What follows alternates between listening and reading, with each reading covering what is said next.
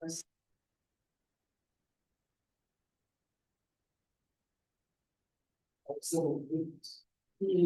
in the upper right hand corner that we have a recording in progress, but I don't hear the magical words of recording in progress. Let's do it.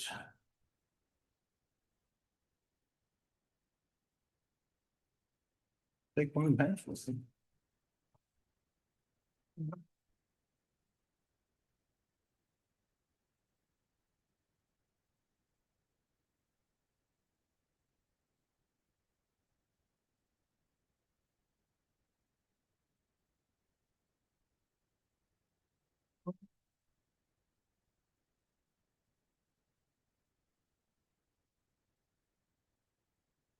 Well, we'll go ahead and get started. Apologize for tardiness. Business calls, you answer business. Let's go ahead and get started. We'll do a pledge. I pledge allegiance to the flag of the United States of America and to the republic for which it stands, one nation under God, indivisible, with liberty and justice for all.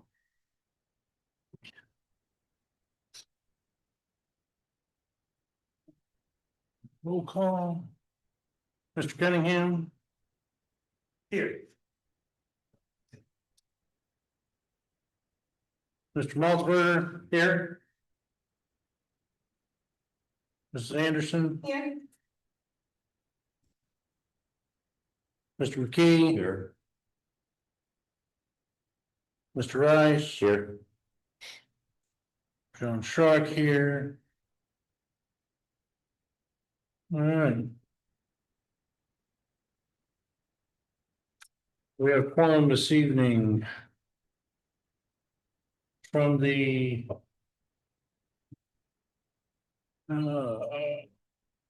old business solar ordinance. We are continuing looking at that. We've looked at heard from the public on it in several meetings. We have that document that we were using as kind of a basis point on it. Wanted to hear from the board commission members as we pipe this out towards the experts that we have, being our engineer, lawyer, on that areas. Maybe you've heard from others, other discussion that's been made. So as we guide them in drafting the proposed ordinance that we're going to be doing on that. So I wanted to open discussion on that. Will be on that. So does anybody have thoughts on it, areas that we want to go to as we guide them towards what we're wanting? Well, I'm concerned about the rate of progress we're making. And are we looking at this document at the exclusion of any other document? We've had several counties across the state redo their solar ordinances that have a fairly good solar ordinance. I'm of opinion that at some point we need to appoint an executive committee and really get down to the nuts and bolts of this, bring in our experts, bring in the attorneys, bring in the technical people. We're not trying to exclude any planning commission members, but we have to really put the pedal to the metal on this. This has to be done considerably ahead of December 30th of next year. Yep. Clock's ticking. Yes, the clock is ticking. That's just my overall position of where we are. I think we have a lot of good things in this document. There are other documents from other counties that have a lot of good things in them. We need consultation with council and technical experts to complete this. There's a lot of people in my council district 4 that are counting on us to get this done and get it done correctly. Correct. My constituents. Anyone else?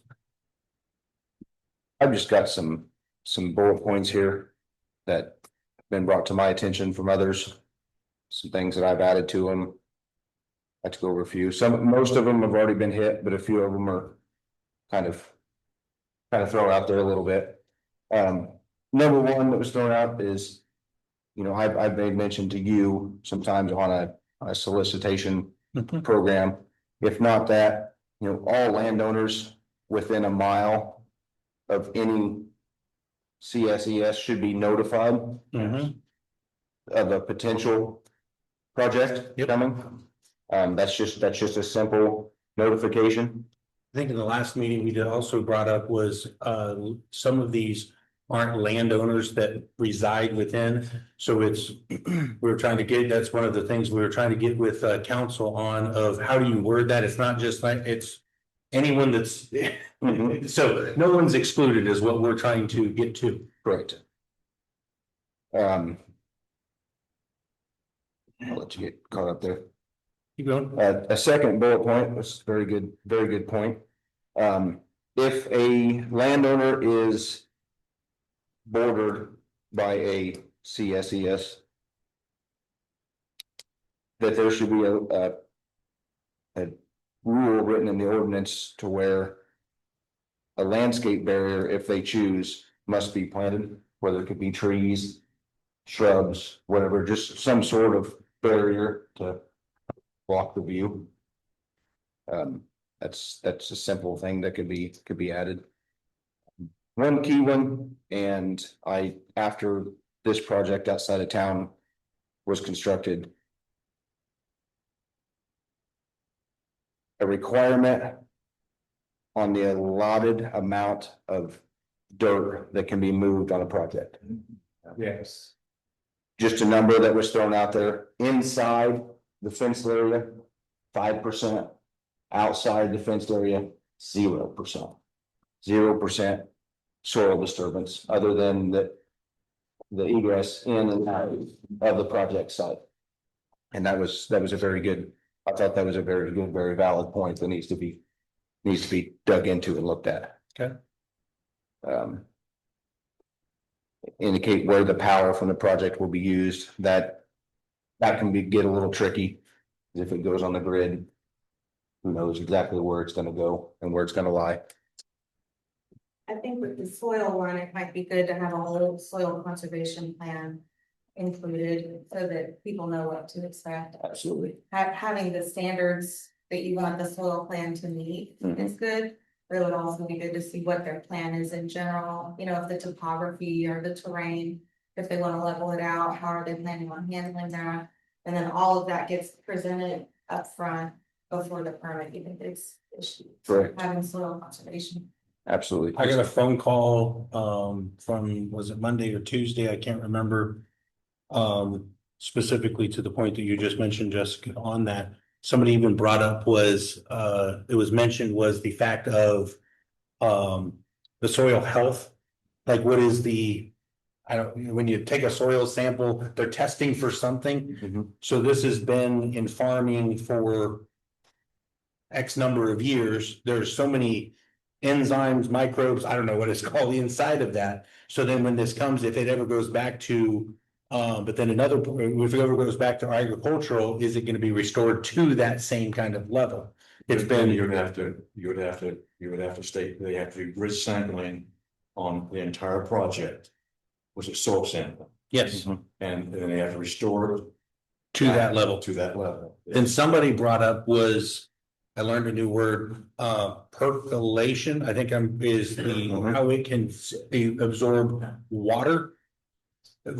I guess it can absorb water too quick, and there's absorbing water not quick enough. It needs to be a number that's an acceptable number. So I think there's several people talking on that. So I called the soil conservation. We're gonna try to get some information from them. There's also, even though the construction materials are inert, when they're put into extreme temperatures or extreme conditions, they can leach different types of dangerous polymers. So if we're gonna insist that soil levels get restored, they're gonna be looking for meeting certain metrics of things they want to see. But it would also be good to have like a toxicity panel and have certain intervals that they're checking for the presence of those toxins. Because some of those are what, like we hear colloquially as forever chemicals, and it can be a really big deal to get them out of the soil and, I haven't thrown out my Teflon egg pan yet. You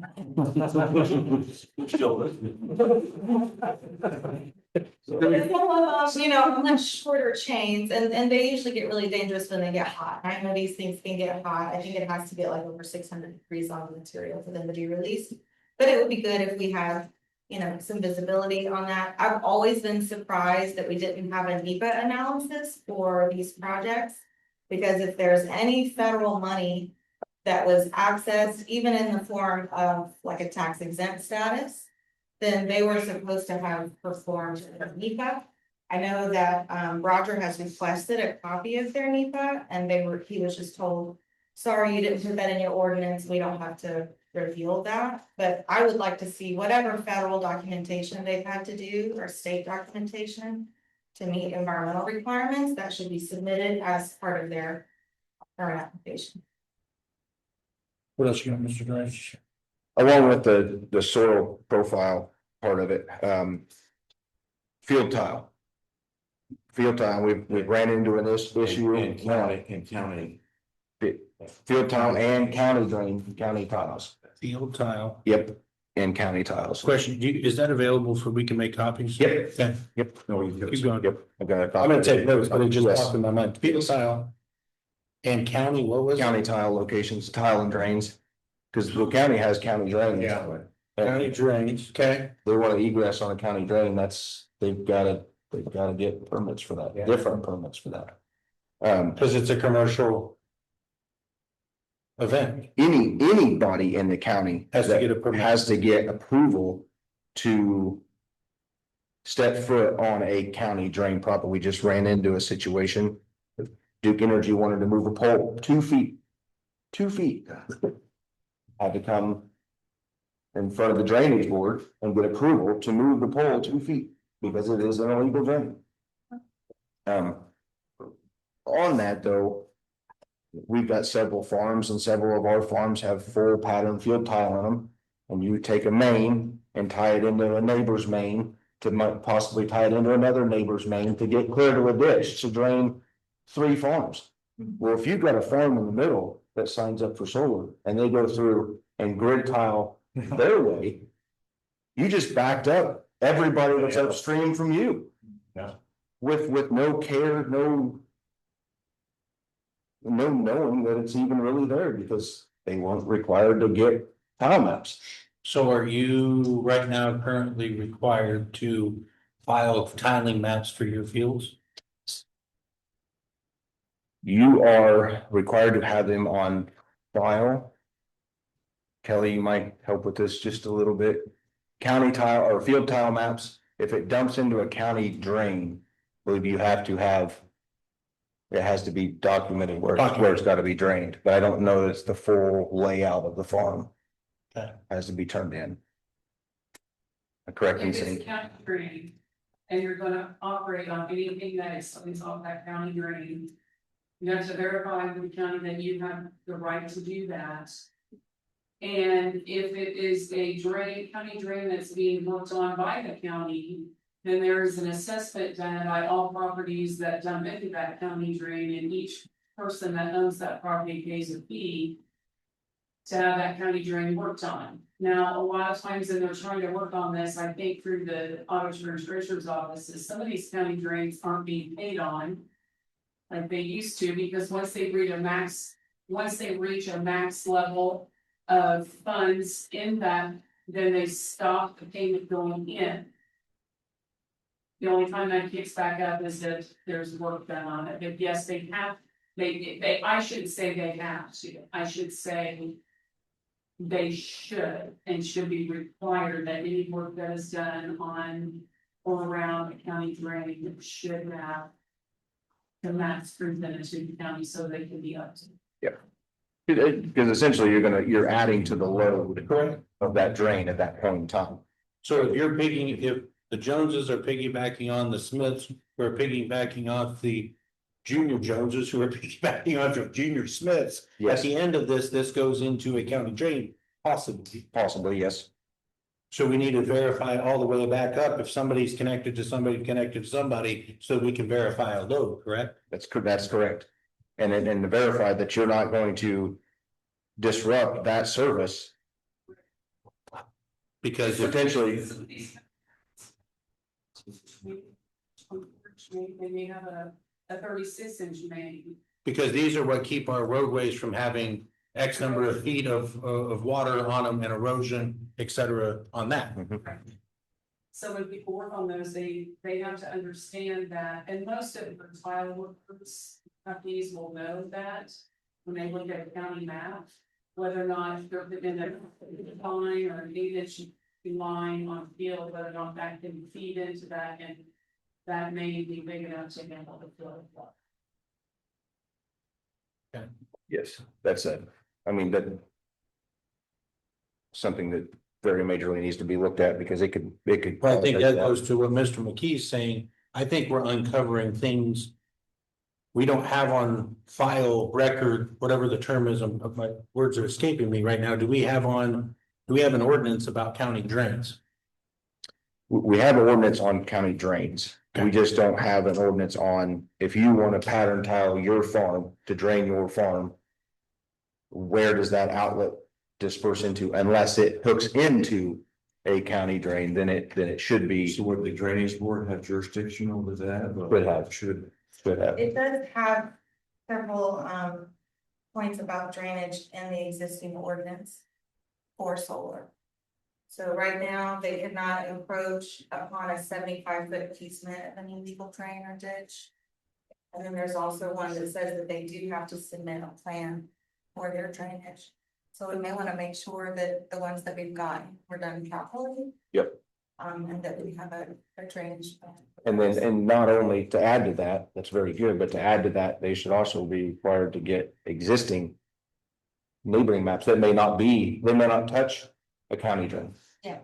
But they may just go in and dump into a tile that's been there for 100 years. I mean, there's clay tile out there that's been in the ground forever. That just ties in and it just, I hate to use this term, but it just goes somewhere. And That's. So they're not allowed to materially impede the function of any drain or ditch that's existing. So if they're doing that, then that would be an enforcement procedure. Right. It started the zoning That's happened administrator, but it already. could get That's elevated. happened already, but as I understand. yes. It's With the happening construction here already.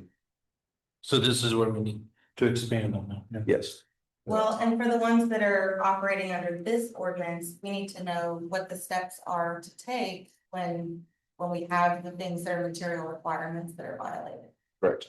So that comes down to enforcement of the ordinance.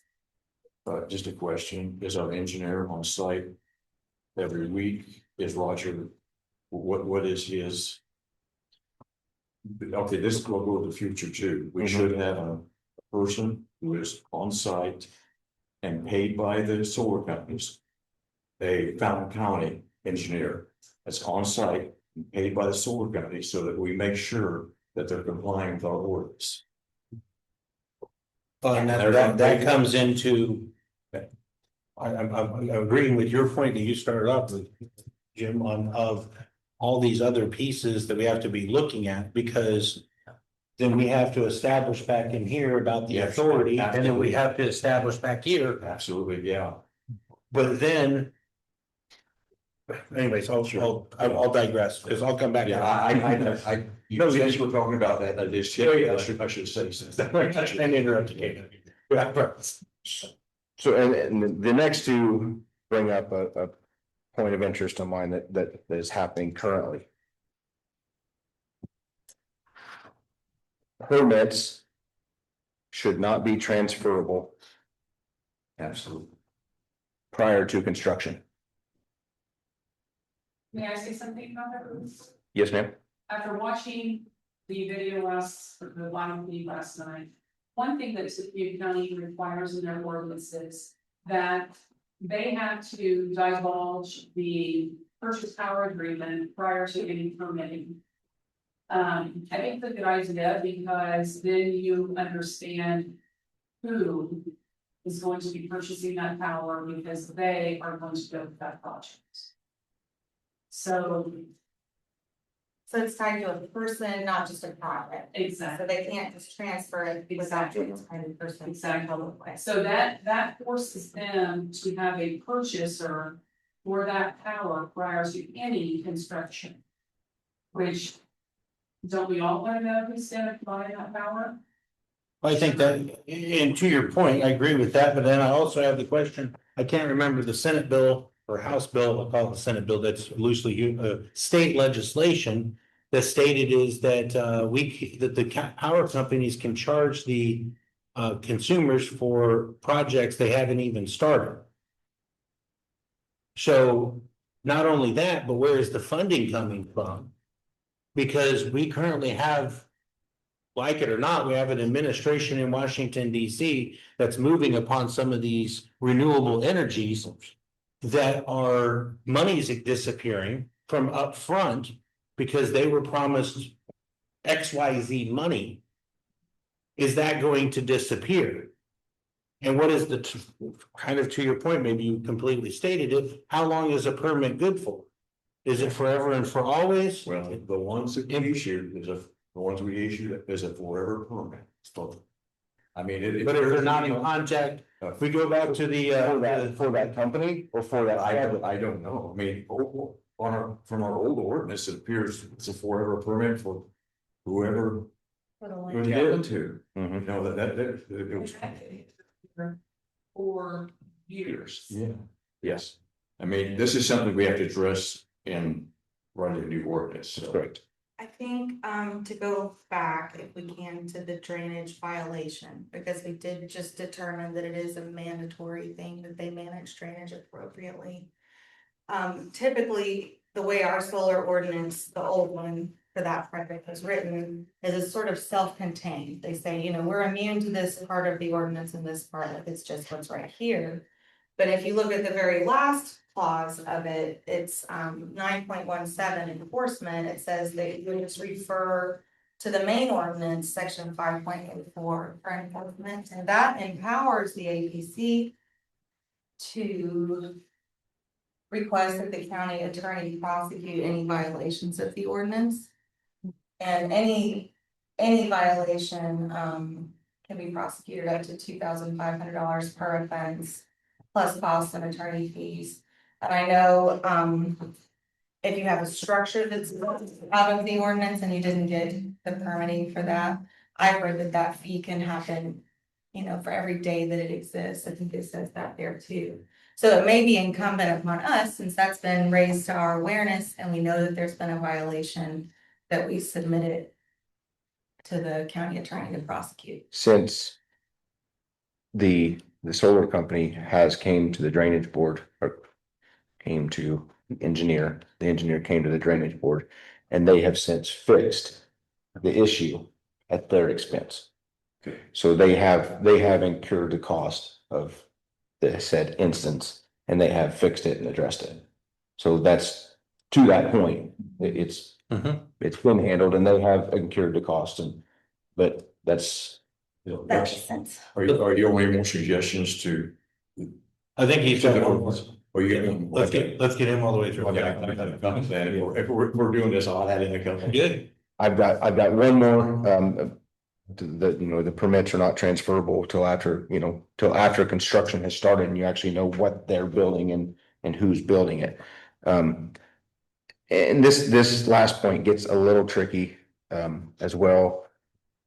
Ownership of the CSES, the solar farm, may not be transferred without approval of the board and a 75% majority vote. Of the plan commission or the commissioners board, meaning. It could go through the hierarchy of the APC And then to the the commission. commissioners, correct. This a ownership of the CSES. Are you talking about who owns the company that harvests the electricity and sells it to the grid? Or are you talking about the land use agreement? Or are you talking about the development? Or are you talking about the developer?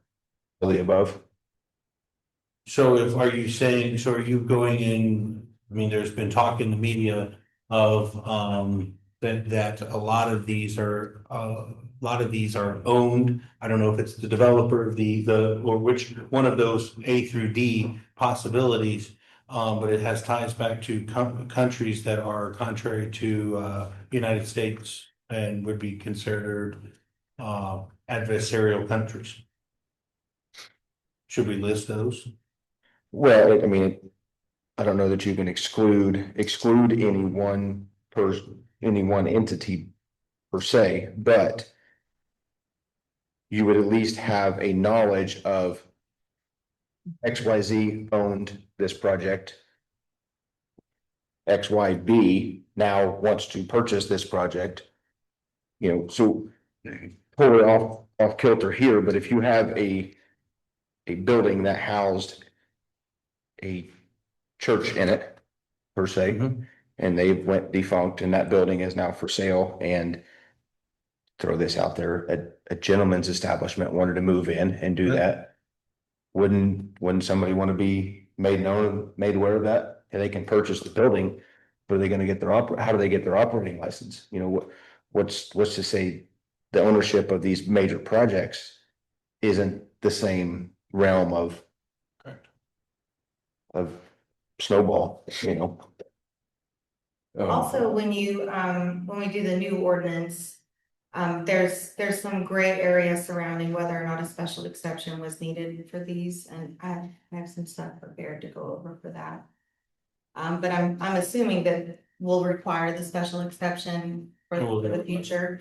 And when That's right. people go through the special exception process, they have to be a resident to apply, and you apply as an individual. Mhm. So then not only could we add what you're proposing, but they would also have the added layer of having to, because, you know, the environment may change around that over the course of, you know, a generation, and even getting ready to hand it down, the new owner would have to come before the BZA and get a special exception, and if there was anything unique about the surrounding property that needed to be accommodated, they would have to deal with that then too. So having the language mirror that, where it just follows the individual, and only a resident can apply for special exception. So it's fine if they're funded by, you know, a broader developer, but they do need to be a landowner inside the county. Okay. Any question? But to this point, the last one you mentioned, Gen X has already told us that they only build, Correct. then they sell to someone that manages. Is that your issue? Is that what you're talking?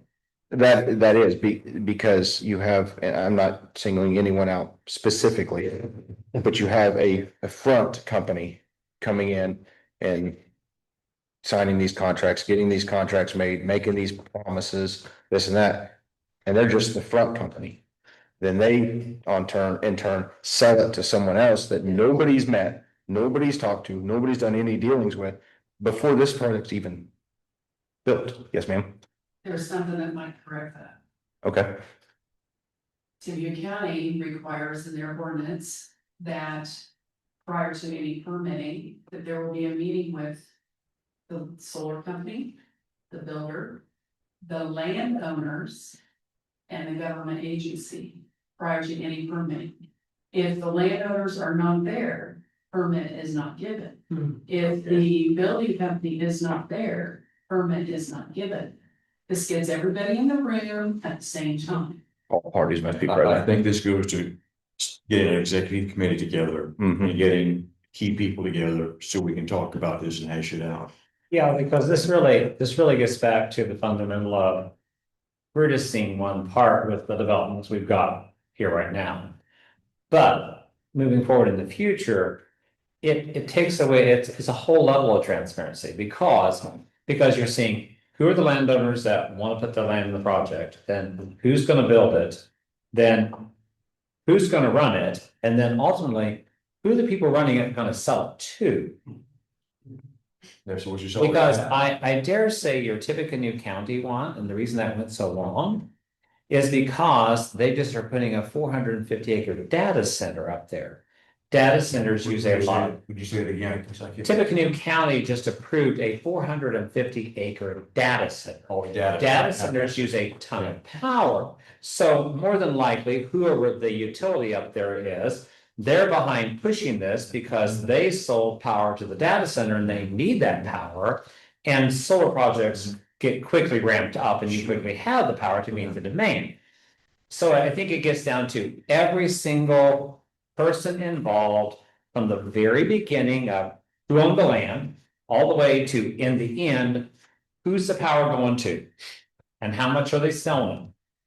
Because we want to know who all the players are, because if you know who all the players are, then you can start to sort out who's got vested interests along the way.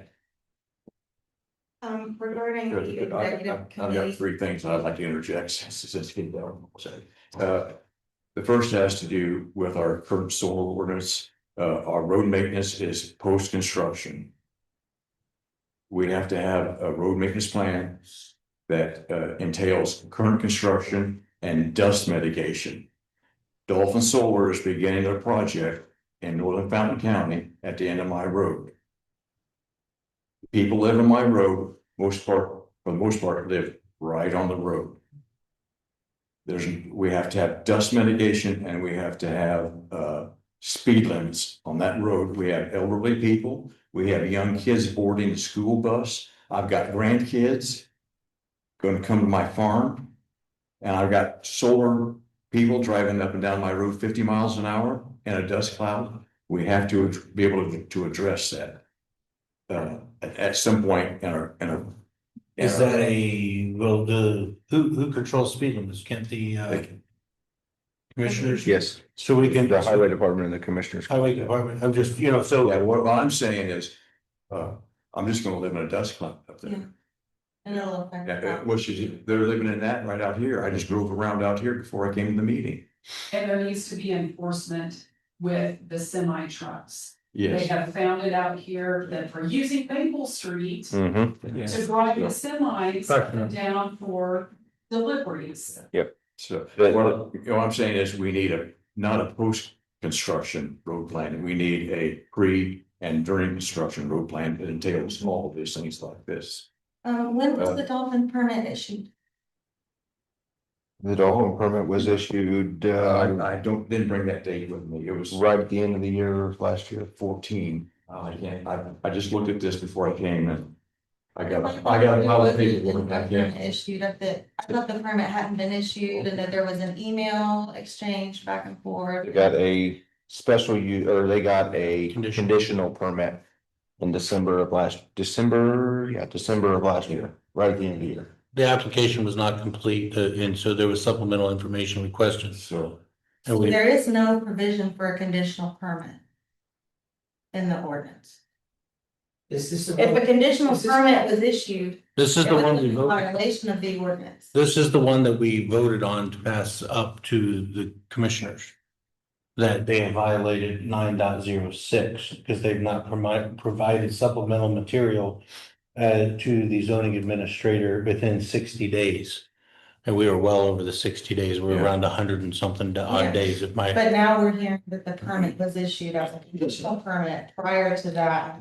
That was the terminology used on a document that, because it was indicating. Mr. Coleman, I can't bring it back. is this the one regarding Rogers? Permit that he issued, and then he said in permit, he said it's an additional, because until he gets certain information, certain Sounds reports like back. that. Right, And Roger sent them right here a technical review process that he required, and I don't know if they've completed this yet or not.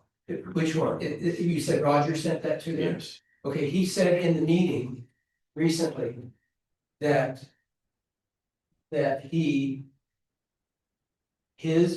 because we have such a weak ordinance, they met the requirements for the ordinance. He issued an ordinance.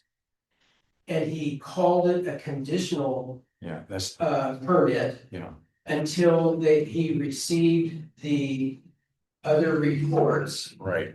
And he requested the reports, but he called it conditional until he received those. And then he said in the meeting that, because I brought it up, Yeah. that, what about those reports that you asked for? And he said, because it's a weak ordinance, we can't, they could pull back any reports. They could withdraw any reports that they wanted to and still meet our ordinance. And it would only be whether or not the federal government would be willing to No. That is true Charged. for his information request regarding federal law. say it again. That is true regarding his requesting information from them regarding whether or not they satisfied federal law. Federal, But there is no provision for him to issue a conditional permit. right? So if a conditional permit was issued, he was operating outside of his authority to do so. He is only allowed to issue a permit upon determination that they have satisfied all of his concerns. It's in black and white. And he said he did that. So we may very well need a hearing to look at whether or not that was done properly. If permits are issued improperly, people can raise it to the BZA in an appeal. And any county official's decision can be appealed by that quasi judicial body. So I do not know that Dolphin is really protected by a conditional permit back and forth. So going by that. Not being able to issue a provisional permit, so basically they haven't. Yeah, There's nothing in the orders about a conditional. there's a conditional. So there permit. is no permit, So because no official permit was given. I don't have standing to appeal that, Right. but anyone who is affected by it has standing to appeal that to the BZA. And that would be my recommendation.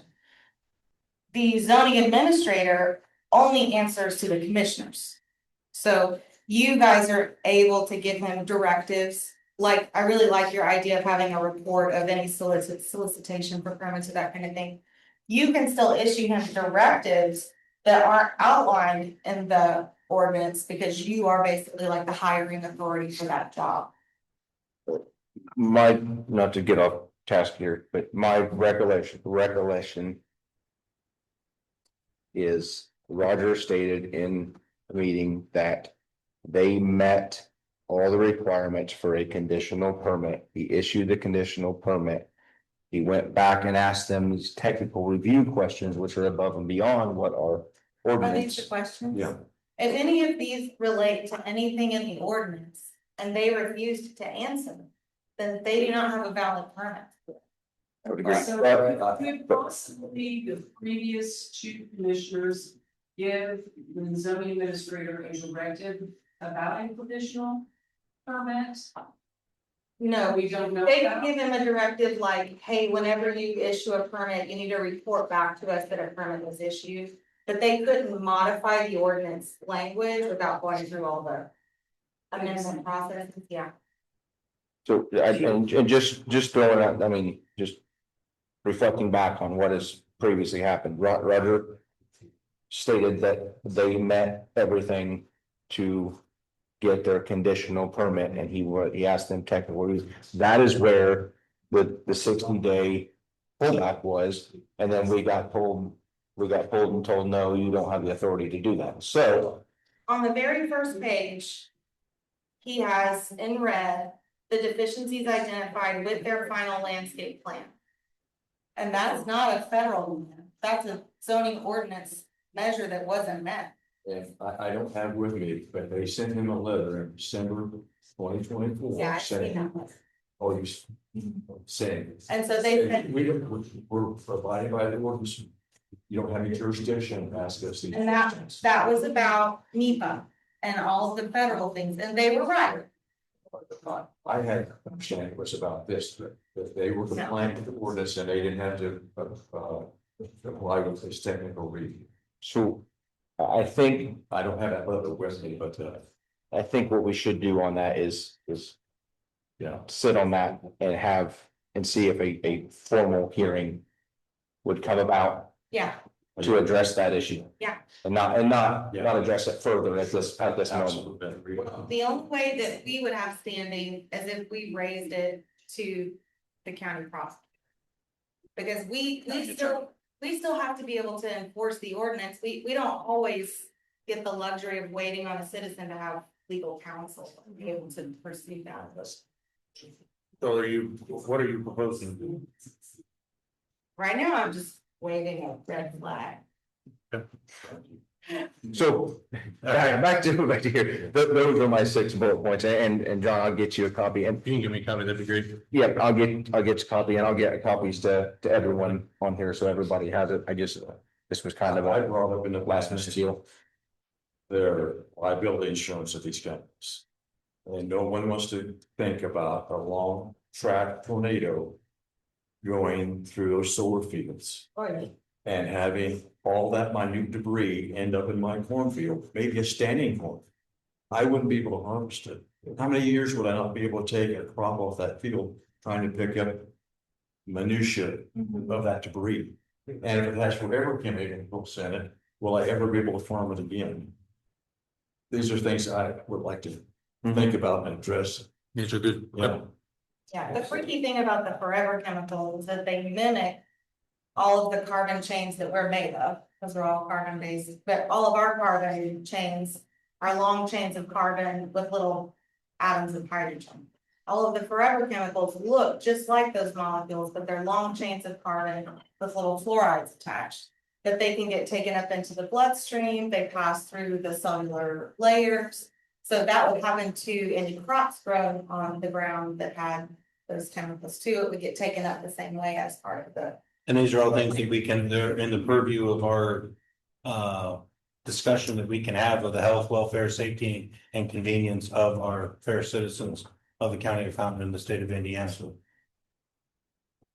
So maybe we should consider making a motion that we go ahead and establish a committee. Because it is under our purview to do that according to Indiana code, and I can cite that if that helps. But yeah, it's in, I've got to plan code right here. Yeah. And So we can create a standing or special committee, we can define their scope and the membership, and we can set rules for how they operate. According to state law. a committee to hard dive in and get things done, and then you can do it. Not to do it in a non-transparent way, but to take everything from a meeting, digest all of it. Yeah. Get down through it on the brass tacks. And then bring it back out in a public meeting, so then everybody can see what's been worked on by the special committee. To mull this over, think about, I mean, you're gonna have planning commission members on it. But you can't have a majority of planning commission members, Right. and you're gonna have to have it ancillary people on it. Can you, So, but to use, you can think about it. I don't think we want to do it right now tonight. Give them, let them have some thought. can you type up something, this is not a dismissive, this is to be, so then we can get it to the APC attorney. Because I'm just thinking, to be able to do this, I don't want to, of anything, not for or against anything, but before we pass it through council, before, but we can start, because we need a hard dive into not just, we need to start talking, battery storage. We need to start talking subdivision. We need to start talking, AI data plants. Carbon sequestration, is re-hitting, the surface in a way that we have counties that are, 2 counties away from us that they just pulled a permit. I think it's 2 counties away from us. They just pulled a class 6 well permit, which is carbon dioxide burying it in the ground. So we need to be, these are all hard, heavy things that we have to dive into. Are we proposing this is a solar committee? Is this what are, you see what I'm saying? Is that? Baby step for you, that Okay. we would be launching a whole committee. So whenever I've worked on legal documents or permits in the past, we always ran into an issue where it was always on a team. There was never just one person doing it.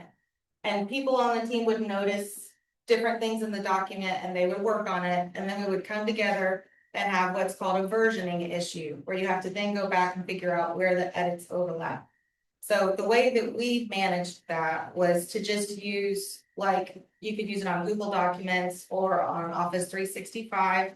You load the draft, and then you set certain users with certain permissions. So if we wanted, even like, if we were working towards another working session, you might set it to where the whole county could have read access, where they could look at it, but they wouldn't be able to make any edits. The next tier up is that people have comment ability, so they could highlight a section and then leave a comment. And then you have write access, so if you wanted to go and like include their comment or incorporate it somehow. And then you have like delete access, which is the top tier where you could go through the comments, mark them as read, make sure you got it done. That's a 74-year-old. I'm not gonna do that. But there are some nerds that really like doing that, did for a long time. Then you have people my age who aren't gonna be able to. Well, they could just come in the traditional way and do their comments in a hearing, but that might be something we could do before setting up a whole committee. Is we just set up, we could go through the county IT to make sure it's secure. We set up a way to go ahead and make the draft available to be worked on in the public domain, so that nothing is like behind closed doors with quorum and we have to go through all of that. So if you can write that up so we can, because that's why I'm. It's just got my mind. So then what can we work on behind without having it in an open meeting so we don't violate any of the new public All law? the changes recordings. just happen in time where people could see, and there wouldn't be any final decisions made. Because everybody would be accessing it as an individual, so you wouldn't be violating any forum ethic. I think that's a good idea to get on paper so we can start working that, because then we might need to get permission from the council for more expenditures if we don't have the program or whatever, so. Yeah. Let's get that so we can start up the process So for. you want me to write that up as like a proposal Proposal. for the next, And and get, then maybe we have it stepwise where we also write a proposal for any in case Sure. side.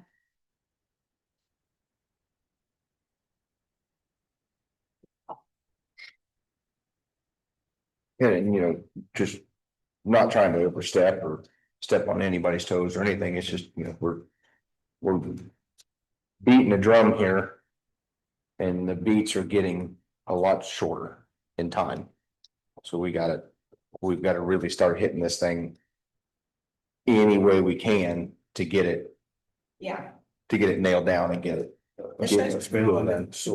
Correct. I know we had property values must be guaranteed.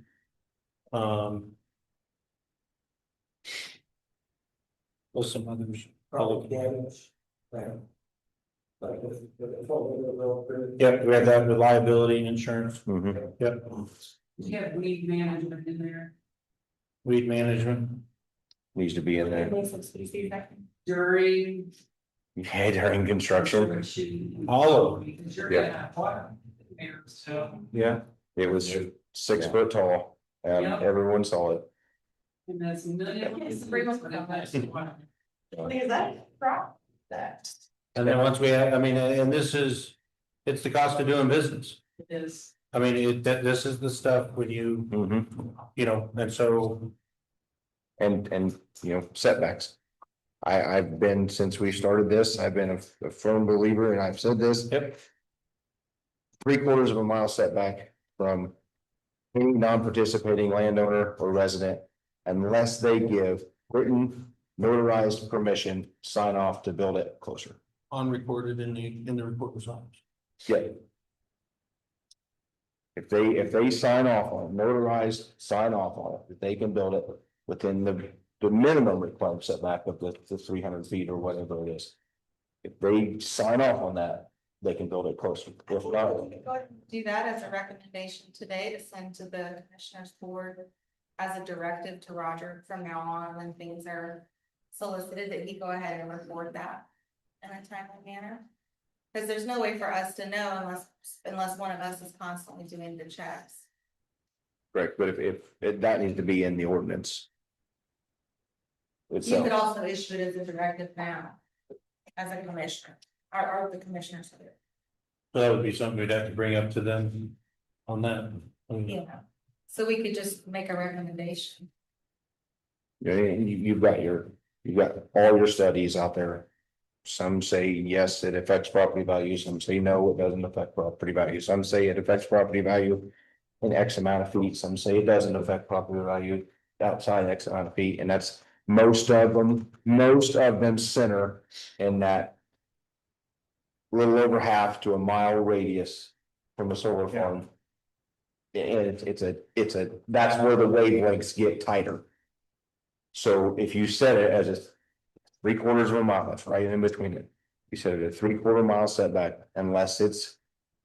Given permission from the landowner, from the homeowner. Then it can be built closer at that. A while back, talking about my own university doing a study in favor, because it did affect the diet. Mhm. But when you get a little deeper, Wyoming is also involved in solar. Is there and maybe this is just out of bounds, but is there a way to have any ordinance? You know, they say they're gonna plant these trees. We know these trees are just gonna be, you know, tiny and will probably burn up before they even get 4 feet tall. But is there a way to limit the height that they should start at? You could, and that kind of back to that number 2 bullet point of any landowner who wants a landscape barrier may select it. You can put in there, if they want maple trees planted, they have to be 5 years, at least 5-year-old maple tree sapling to plant, or Right. evergreen trees. Yeah, or if they're gonna do evergreens, they have to be a certain height to maybe, You can I just didn't know if that was the thing. you can digest that as, you can make that its own section and digest that as deep and as far as you wanted to. And that's that, just when we started in, I think it was March. Where are we headed, as we're guiding these ordinances, I stated that we're going to be looking. This was told to me by the people that put me into we're supposed to look at all of this. How much do we want to restrict in any ordinance? This isn't towards solar or not solar. Jessica brought up the fact, well, if there's a violation, there's a $2,500 fine. We contact the county attorney, we do that, and those are the things, we can rule that you have to have a red door. We can make those zoning on that. So to your point, yes, we can do that. Does it get ticky tacky? And I think that one of the things that we need to be careful too is if a person wants to put their own solar array in, this doesn't touch them. If you want to do That's that, like a whole other set of rules. that's a whole other set of rules. That's this, if you want to put one over there on your back 40 or your front 40 or your front lawn, as long as it's not, violating some other common sense ordinance, 60-foot setback from the front. If you have it in your backyard, Lord love you. Build 2 of them. Yep. I don't care. Yeah, that's, So we start getting that this is a business. Now we're now cooking with a different kind of gas. yeah, you're dealing with a residential to commercial. Right, it's completely a different, so are we? That's one of the things. Pricing constraints, because if we do, when we make our new ordinance, it has to be able to hold up to challenges in court. Correct. That we're not making a covert ban. That's And correct. typically, when it comes to litigation, you have to pass the arbitrary and capriciousness test. So it has to be stuff that is common sense, that doesn't just look like, we said. Title 36. Where's Waldo at? Then it's a no, Title 36 plainly states we cannot ban solar. and so we That's could get sued. for not the making a intent. Covert ban. It's Yes. but we also have Title 36 also gives us the ability to protect the health, welfare, safety, convenience, and property values of our fair citizens. If it's attached to those, then we can be able to, do our due diligence on them. So anything else over on the solar? I just had a quick question for like a general permission. Do we have any, this is like informed consent versus just like, if somebody was gonna be asked, hey, do you want this on your property or do your property? And like, yeah, it's fine, they sign off on it. Versus like if they have like a guideline or packets that say like, here's, just so you know, this is what all this entails, so they're not just being blindsided. That's a good idea. Something like that. Have some informed consent for permit applicants. Define what they're actually having to sign, and as KW said, that it's actually recorded. You know, it's actually because, you know, what is the, you know, if you kick the tires and say it's a good car. Percent that not knowing all the risks that are actually gonna be occurrence. Yeah, Yeah. like if So they're gonna that be goes liable back for to the life having- functions deal. That could go back to having everything. Prior to the permit. So that packet can be given to said individual property Yes. owner. They have a chance, you know, a 30-day look over period, then they're totally informed that, okay, well, they've got their drainage plan, they've got this, they've got that. Here's the setbacks, here's where my house is, this is where it's gonna be, and, you know. I think really like, not to try to change the topic here, but like on the best ordinance from Warren County, battery storage one. Mhm. Okay, the language in there really kind of covers a lot of what we're talking about here. That language of so many days, so many days, so many days before you can move to the next step, slowing it all down. That really covers a lot of that. It covers a lot of those legal penalties and the amount, how much per day. It really covered a lot of those. That one that we've taken anything from for the current No, draft? no, I just was reading through it when Don sent it out. And I thought, well, there's a lot of good topics in here. You know, it's sort of like when Jim was talking about that there are some other counties that have changed and upgraded their solar ordinances, and I know we're trying to hammer one out that's Fountain County. I know we are, but sometimes it might speed the process along if we've got one that says, hey, Tippecanoe County's got one, and I really like the way this looked.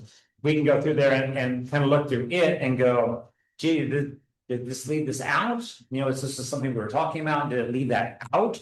Or can we use this whole big broad umbrella that they've already had a bunch of lawyers look at it, and then we can just strike or add on, speed the process along before we send it to our others. I'm gonna probably sound like a naysayer here. But you say, I'll pick on the terminology, a bunch of lawyers just looked at it. I asked a whole bunch of lawyers in order to be my APC attorney. And I was told, I'm sorry, I can't represent Fountain County because we are already under retainer with electrical companies. So I wonder, not picking on you, I'm Right. saying is, Right. who's these attorneys? We put a lot of stock in the comment that a bunch of attorneys have looked at it, but I can tell you a bunch of attorneys who can't look at any of our stuff because they're in the quagmire of a business, and so they have a conflict of interest. They could look at anything else, they could go look at a subdivision ordinance for us until they are brought in underneath the conflict of interest, if they have a conflict of interest. That's what, you know, on that. The other question I have, as what I've been told from people that are above me, is some of these counties are trying to go to further zoning ordinances. Where we fleshed out in the meeting that we had was, we want to have ordinances to protect our county. But we want to remain where we've been for Fountain County, by and large, if you will, remain, is that we have protections in place, but we also you continue to give people the freedom to do whatever, well, you know, I hate to say the word darn well please, but I'll use that terminology. If you want to go build a deck in your backyard, I don't care what kind of wood you make it out of. Please don't make it out of something that my friends that are firefighters are going to fall through. That's okay, that makes sense. That's I call common sense, not because it's my way or the highway. So that's where, you know, some of the ordinance that I say the ordinance from the 38 pages that we've been looking at as we've gone through with is from several counties. Fulton County's in there, Madison County's in there, Jasper County's in there, stuff from the American Planning Association. But this is building a big monstrosity, because then we have to go ask council for money. Because a lot of these positions, in order to enforce this stuff, who's gonna be our zoning inspector, who's our building inspector, you know, that kind of stuff. maybe that's where the county wants to go and that's what the people want. I don't know, the voters spoke in resounding fashion a couple of years ago of where people were talking about where they want to be, so. Recap your points before we move on. I just want to make sure, I have 2 action items from what we've talked about so far, and I'm not sure, because you had 5, right? Yes. Can you just like, 6. Is that something you can go a copy for all of us? No, absolutely, yeah, that's Personal, okay. no, it's not personal. I can give you a copy of the one and I can give you a copy of the. I guess, like the general subject for those? Landowners must be notified, any surrounding landowner within a mile of a project must be notified that the project is even being talked about. That kind of goes along with the solicitation permit program. No, Like to it's- see. So. I've. Snowballed the idea to some people of the county having a solicitation permit program. You can't come to the city of Covington and solicit door to door without going to the city building and applying for a permit. You can't go to Attica and solicit door to door without going to the city building and applying for a permit. Right now, we have in general, we have nothing in this county that says anything outside of an incorporated area is fair game for anybody to go sell door to doors. And, solicited for data centers. Yeah. Yeah, but I mean, that's a prime example. Nobody knows. Yeah. On that, I don't know if I've tried to ask, is that something we're supposed to take up? Or is, I think that's a different style of ordinance that we don't, as a APC, we don't take up. That's something that goes through the legislative body. Yeah. So, And, you know, that going back to that number 1. Bullet point here. I don't like being set a plate in front of me and telling me this is what I have to eat. I like to have some say in what I put on my plate. So that would give the county some say and the surrounding landowners some say of what's gonna go on my plate for dinner, instead of just having it sit down in front of me and say that this is what you're eating. Special exception process, which like in wind, it's a requirement, you have to go through it. Neighbor notification is always a provision, so I think that is definitely gonna be there in many ways. For your solicitation permit program, do you want one of us to investigate if that's something that the APC can propose as an amendment? Because we could do that as its own standalone amendment and create the program. And then it would go to the commissioners to be refined and approved. We would have Yeah. to delegate. That's something we'd like to look into or see if it's. if that's something we wanna, I think how I understood from, I think I talked to Ethan about it, if I remember correctly. I'm not just trying to bring him up, but I think it was, he said that would be something that's that's like it's a law, if you will. I mean, it's one of the county sheriff can enforce one of your ordinances, if you will. It's that kind of ordinance. There was a term. I think it's something So that it we would should be like look into. as a new law. No, they can pass ordinances that are, like they can do the speed limits. We don't have anything. It's like that kind of law. They're the ones that and there was a term that somebody threw out on there and I can't remember who it was. And I think, Now that I've brought it up to everything, I'll research that one a little more, see if it's. I don't know where you're going to, John, but at some point I have an inquiry as to whether our planning commission membership is compliant with law at some point during the meeting. I would like to visit about that. okay, Back to your question, Jessica, number 2 was the landscape barriers, Okay. about the trees and So, things. in addition to the draft you want. Yep. Soil disturbance Okay. inside and outside the work area. Where the power for the project will be used, that goes along with what Kelly brought up on the whole. Everybody in the one spot. Permits being non-transferable. Is, and to layman's, not really layman's terms that, but if I applied for a building permit to build a new home on my property. And then I decided to sell my property. my building permit for the home doesn't stay with the property. It would go away because I applied for the permit. What's different from, The only way that the permit wouldn't stay with the property is if the permit was issued with a special exception. Right now, a regular building permit would stay with the property, it wouldn't stay with the individual, so that would be covered under the special exception process also. and then, ownership of the original company has to go in front of a board and get basically approved to transfer ownership. That was the 6 bullet points that I had. Yeah. So on the permit. Does the permit follow the land or does the permit follow the permittee? I guess is the question.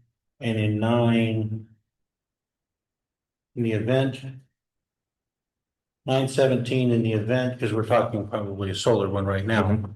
In the event of a site violation, we go to 5.04.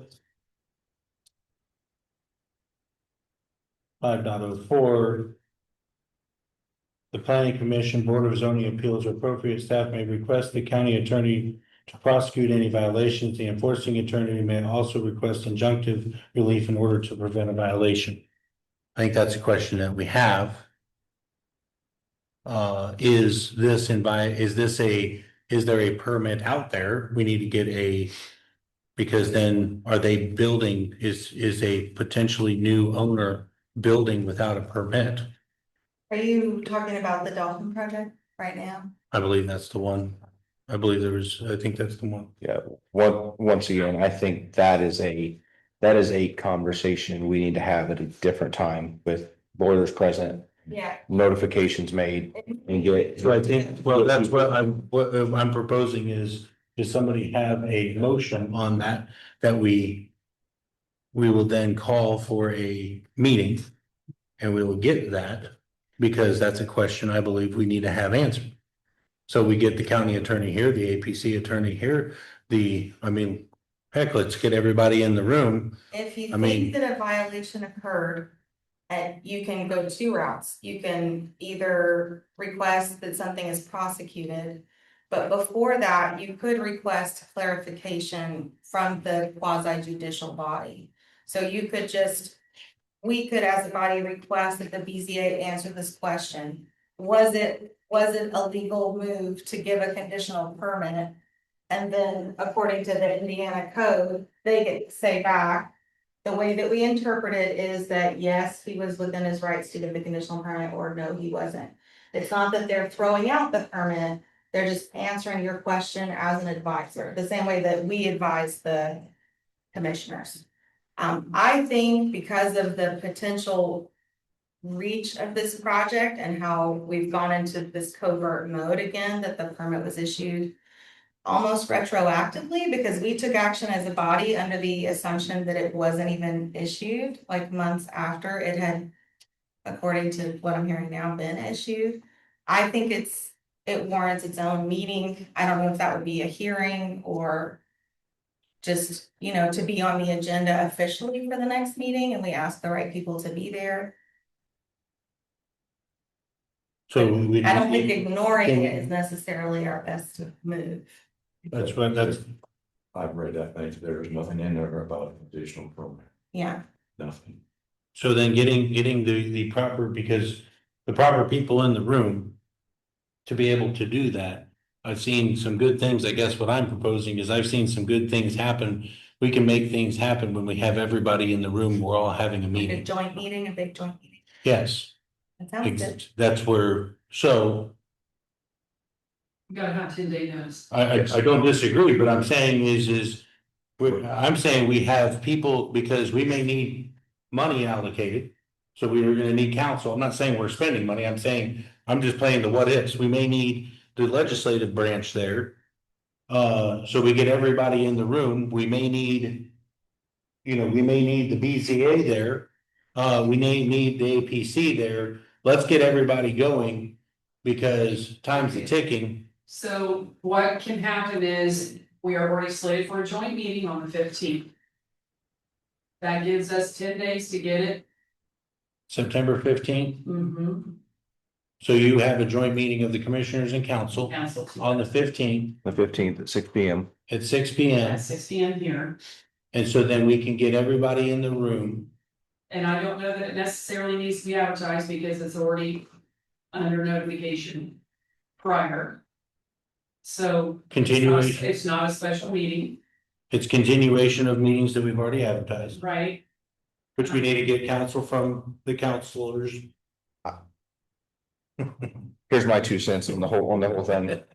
Because It's never money out of this meeting is a clarification. a clarification, Correct. correct? Correct. And you just want us all to be notified at the same time. Yes. I think that it Just never, in case. I don't think it ever hurts to put a notification in a newspaper or to make the notification. Yep. Because then we're crossing Ts and dotting Is. Yep. And it's better to go, oh, maybe we didn't need to. That was a disgusting bug, by the way. He got me too. I think it killed this one, hopefully. But, I would rather that we did it that way than let's make a notification. It is, and then bada bing, bada boom, everybody's here. Because We could put a public notice in the paper. public notice, all the. September 15th. It can be before, during, or after. We could have it on the agenda, but I think we should have it maybe whenever it fits in, but have all of us there. BZA, the other BZA members there. The council will obviously be there. It's set that for 5:30. Yes, the commissioners would be there, If that's, feasible. Here's what I don't wanna see happen. We don't want boards seizing authority that they don't have. And we don't want to take what's divided as 3 branches. So we have the first and the legislative, Yep. we're the advisors to the legislative. And the BCA is the judicial. We don't wanna take it upon ourselves to combine all 3 and insist on that being, decided with motions and votes at the time. Because we're not given that authority anywhere in state code.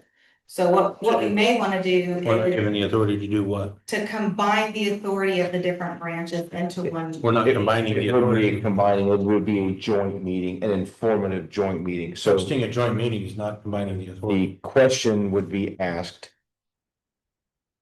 And everyone would be in the room at the same time to get the same answer. So the only body that can answer the question legally is the BZA.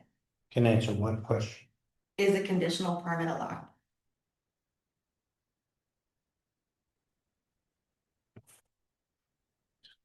Is, So- is, If Is it I make a conditional? motion, which I'm not very experienced in doing. I might make a motion that we submit a request for clarification to the BZA for their next meeting. That they report back to us if conditional permits are allowed under the ordinance.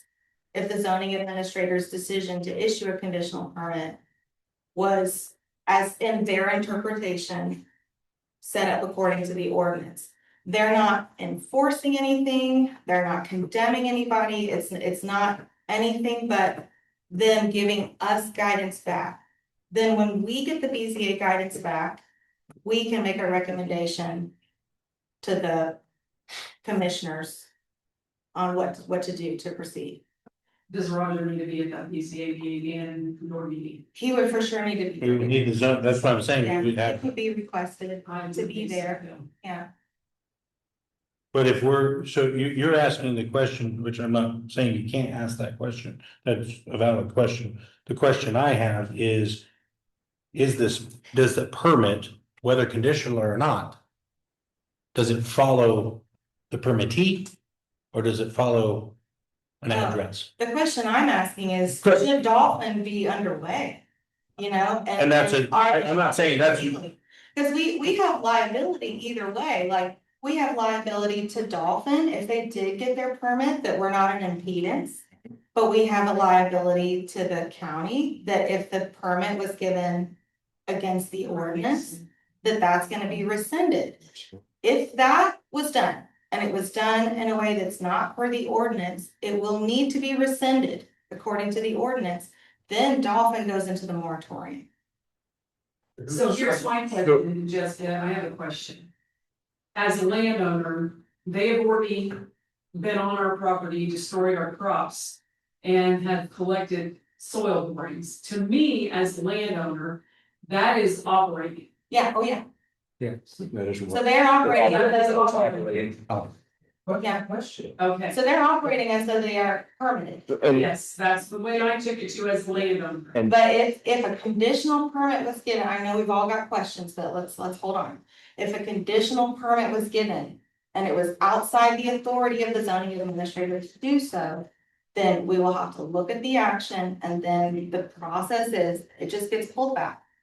And then the thing would begin again, because that 60-day clock has expired. Yeah. As far as all of the damage that's been done, I don't know much about that, but I do feel like it means that we should act quickly. And so what we could do also, if we are gonna send a notice to the BZA, that they issue a formal interpretation, because that could be challenged in court. The BZA is only quasi judicial.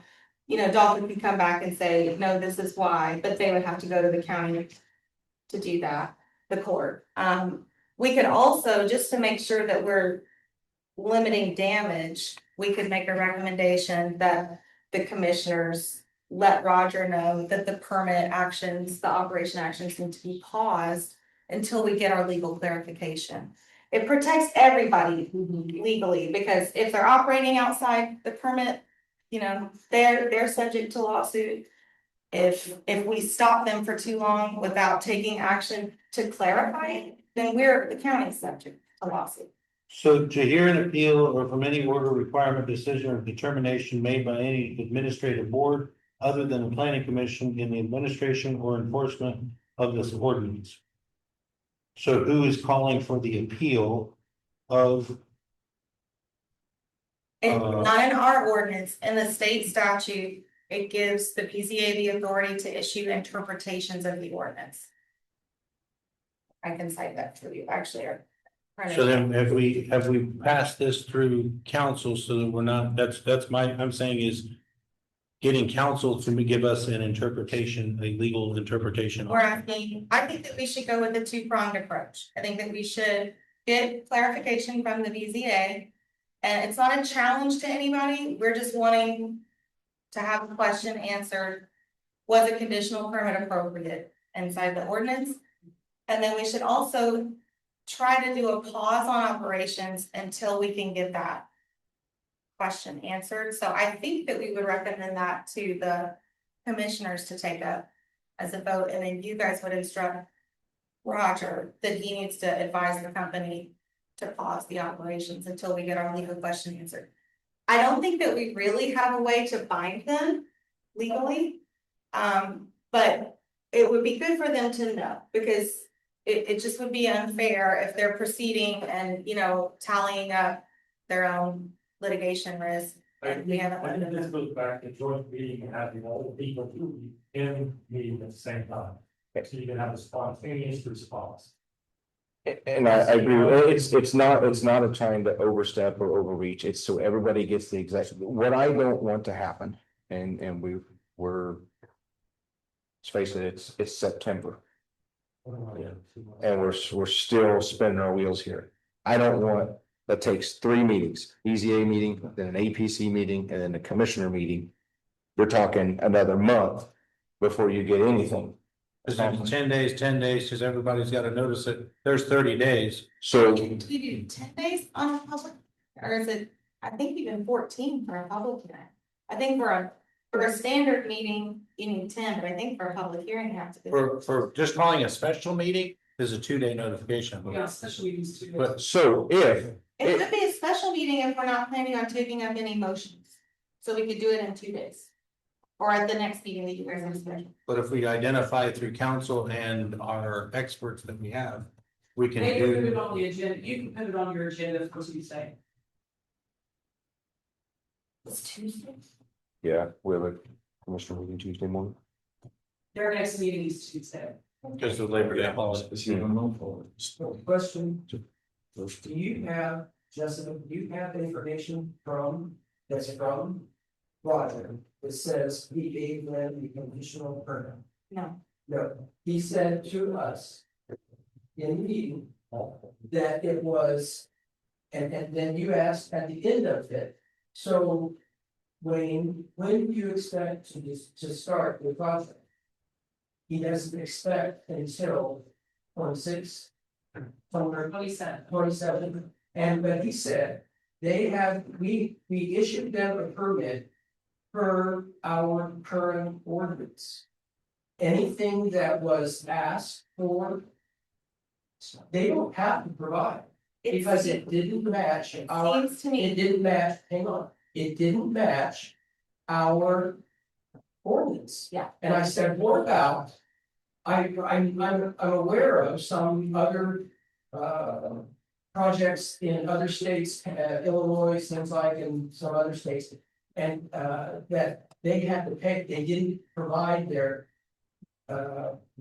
different reports. And he said, they could have provided those and withdraw them. And it's not in our court to be able to prosecute for not providing, because we have such a weak ordinance.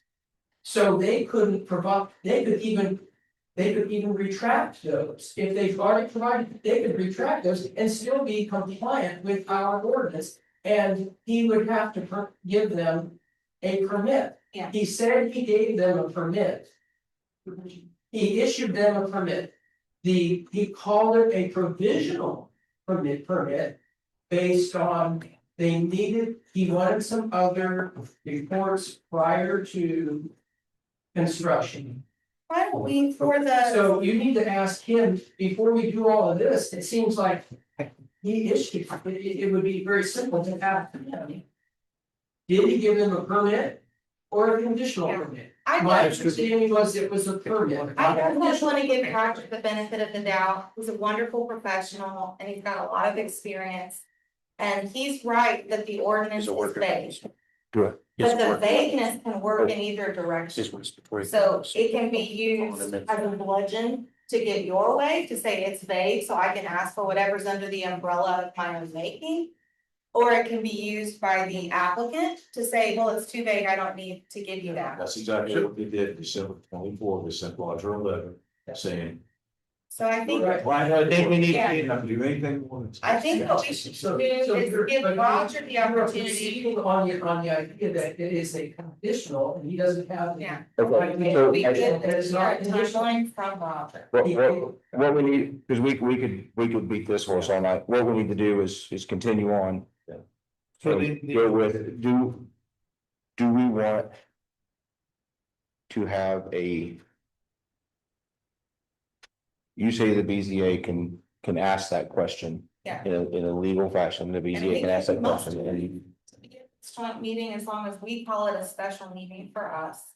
So as long as we're not planning on taking up any votes or motions, then we can attend the joint meeting as the BZA and invite them. Why can't the special notice it so we can do business We, that night? the way we can do this is to invite the remaining members of the APC that are not on the council of commissioners. And the BCA to the joint meeting as our guests, and then you can let us know what's taking place. Everybody gets informed at one time, we don't have to put out an application for, it goes on the agenda Okay, as we're going to discuss it, it's out there. For the world to know that it's gonna be on the agenda. if the BZA calls a special meeting before then to find out the answers, we couldn't take up a vote at a special meeting about anything except like filling an officer's. I'm just trying to figure out the Unless we way. notice it. I'm trying to figure out the way, 2 days, 2 days notice, it's not for the joint meeting.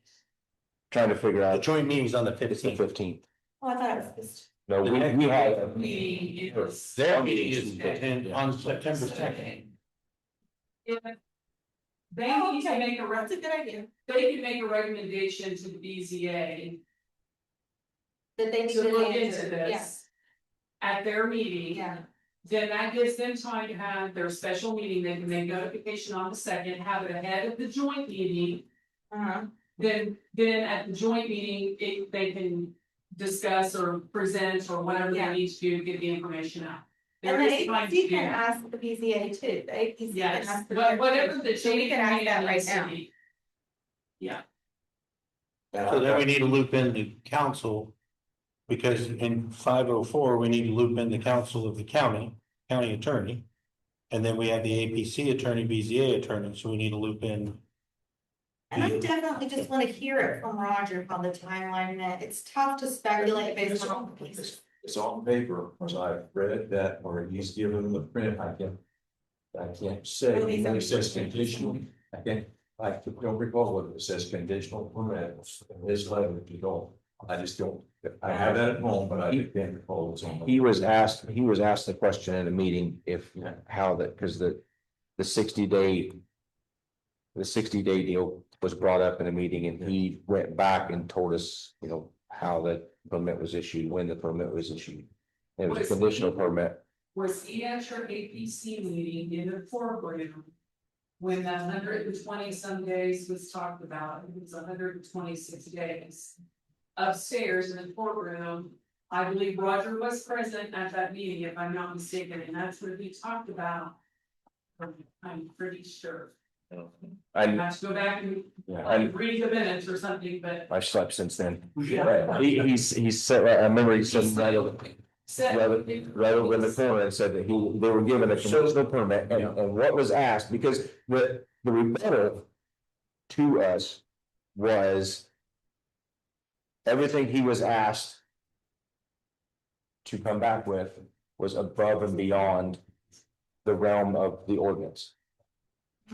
Which is not reflected in this document. That's where the extra steps outside of here needs to go to go. So I have a motion prepared to request that from the BZA if we wanna do that now. Guess I'll just make. The motion, John, and see if we get a second, is that? And if we wanna save that for later, then we can. So, oh wait, we're thinking. He had a work emergency, they called, he's a respiratory therapist, they called him into their emergency situation. So do we still have enough to? We still have a form. Okay. Okay, I move that the Advisory Planning Commission formally request the Board of Zoning and Appeals, under its authority in Indiana statute 36-7-4-918.1, to issue an interpretation confirming whether or not the current zoning ordinance allows for conditional permits for commercial solar energy systems, and if so, under what circumstances such permits may be granted. That's my motion.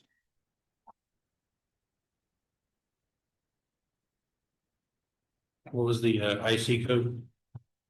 36-7-4-918.1. I actually have that summarized. Right, and out. 36-7-4-918. Board of Zoning Appeals shall hear and determine appeals from and review any order, requirement, decision, or determination made by an administrative official, hearing officer, or staff member under the zoning ordinance. 2, any order, requirement, decision, or determination made by an administrative board or any other body except the planning commission in relation to the enforcement of the zoning ordinance. Or 3, any order, requirement, decision, or determination made by an administrative board or any other body except the planning commission in relation to the enforcement of an ordinance adopted under this chapter requiring the procurement of an improvement, location, or occupancy permit. So it would be underneath a order, requirement, decision, or determination made by an administrative official, hearing officer, or staff member. Yeah, and also that the BZA has the authority to issue interpretations as the quasi judicial body. Where is that? That's how all of those things together are interpreted.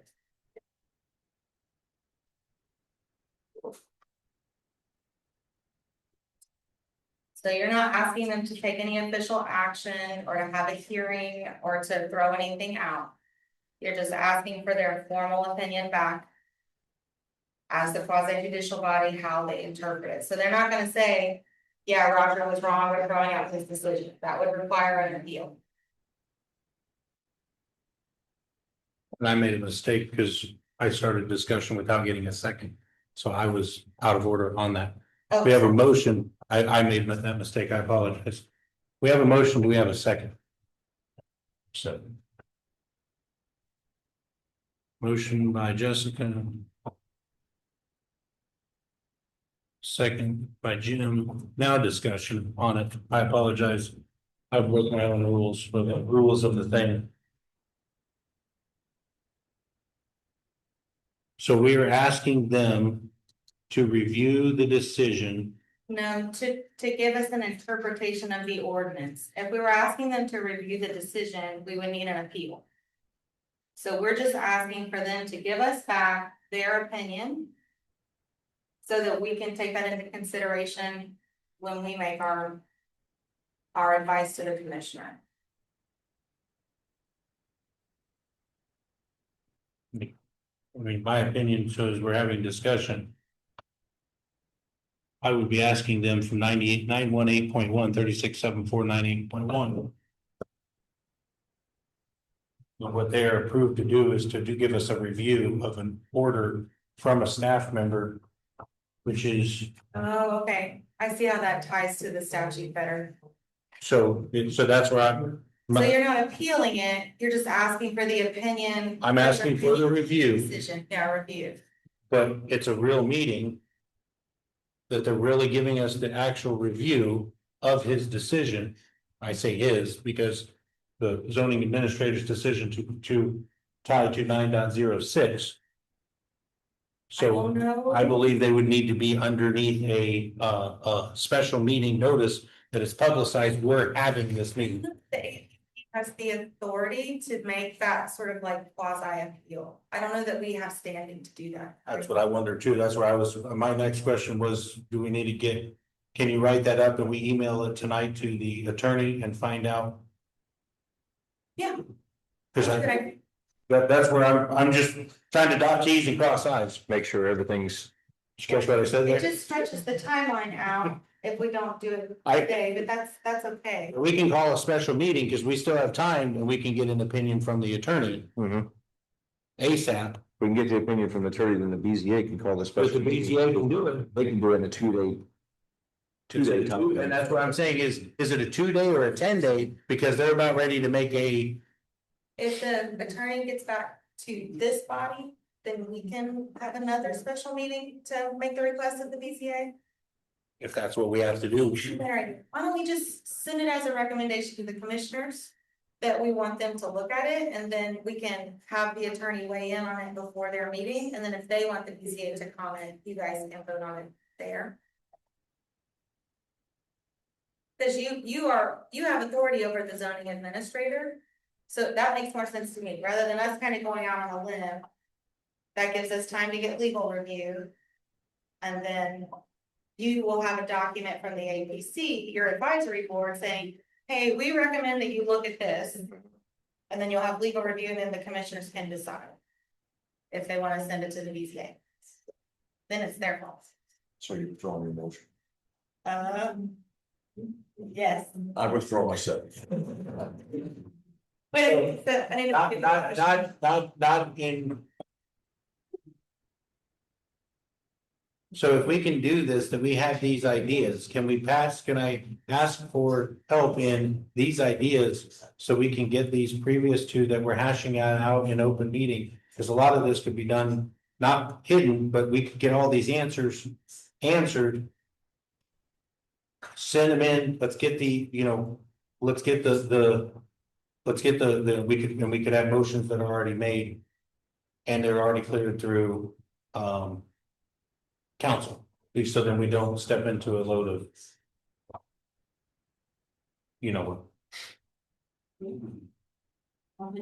Further, So if the APC reached out to council, which we have, yep, clarification, APC reached out to council. And council says, This is, Our council. Correct. Our council. We have the authority to make recommendations to the commissioners. We would fashion a recommendation to the commissioners so that they request that the BZA review the conditional permit decision. And decide whether or not that was appropriate. You see what was behind. To see, yeah, to see if it was consistent with the ordinance. Correct. That's not putting the BZA in the position of enforcing anything, it just gives you your answer, yes or no. Was it, And we can do that, and then they can start the notification And then- process. be notified, and then he would get to come and explain. At the BZA meeting what happened, and in the meantime. You can still proceed with the joint meeting, putting it on the agenda, and just to raise awareness and. So That way, if any of the. we're not, stakeholders we're want to not change going the underneath, course, they have as much information as everybody. we're not going underneath, 9. Where we're saying is. The review is of 9.06. Is that the review we're calling for? I think that you can say the whole ordinance, because they would look at 906, but they would also look at 907. So the BZA can look at the whole ordinance. Okay, so I have a draft motion, can I? Do I have to ask permission for a motion? Go ahead with the motion. Okay. I move that the advisory planning commission recommend to the county commissioners. That they request the Board of Zoning and Appeals under its authority in Indiana Code, the same one. To review and issue a formal interpretation regarding the zoning administrator's decision. On the conditional permit to ensure it was consistent with the Fountain County zoning ordinance and the Indiana Code. Here's a second. Yes, we're second. Yeah. I'll second that. Jessica made the motion, a second. Questions, conversation? Is this concern being raised before the commissioners meeting coming up this Tuesday, or is this? Yes, it would be for Tuesday's meeting. It would be raised, put on the agenda and for Tuesday's meeting. So what help do you need to make sure that this gets done in a timely manner? So what was your question? Well, What help, because it seems like it's coming up like on Tuesday, right? Like what do we September need to get 2nd. done, what all needs to be done to do that? Probably So Just an arrive email up to, to the commissioners explaining what happened. And then they can decide if it's something that they want to send to the BZA for a decision, or if they have another course of action that they decide on it there at the meeting. So under. I didn't know that the Board of Commissioners can spur the BZA to host a meeting. They can, the Board of BZA can hear and determine repeals and review when there's an appeal done. I didn't know that the commissioners are an appeal. Is that appealee or appealant? Whatever, the person who can spur the appeal. That's where I'm saying is asking the attorney. Who is the one that needs to be the person that files the appeal to spur the 918.1, which you brought up, Jessica. I think this is an order decision made by a staff member underneath 9 dot, etc. Yeah, I think it's actually looking at number 2, where it says hear and determine matters specifically required by the zoning ordinance to be heard by the board. So a Board of Zoning Appeals shall hear and determine appeals from and review. So it's an appeal and then perform the review of the order requirement decision made by an administrative board, but it wasn't an administrative board, it was a staff member, a zoning administrator. Being an appeal, it's just recommending that they issue their formal interpretation, Wow. which is a BZA GPA interpretation. standard practice, across the state. can they request a meeting at or can they request a meeting at the Tuesday meeting, saying like, hey. If the commissioners are all there, can they do that? And Can they request a meeting from, if you can't spur on the board zone.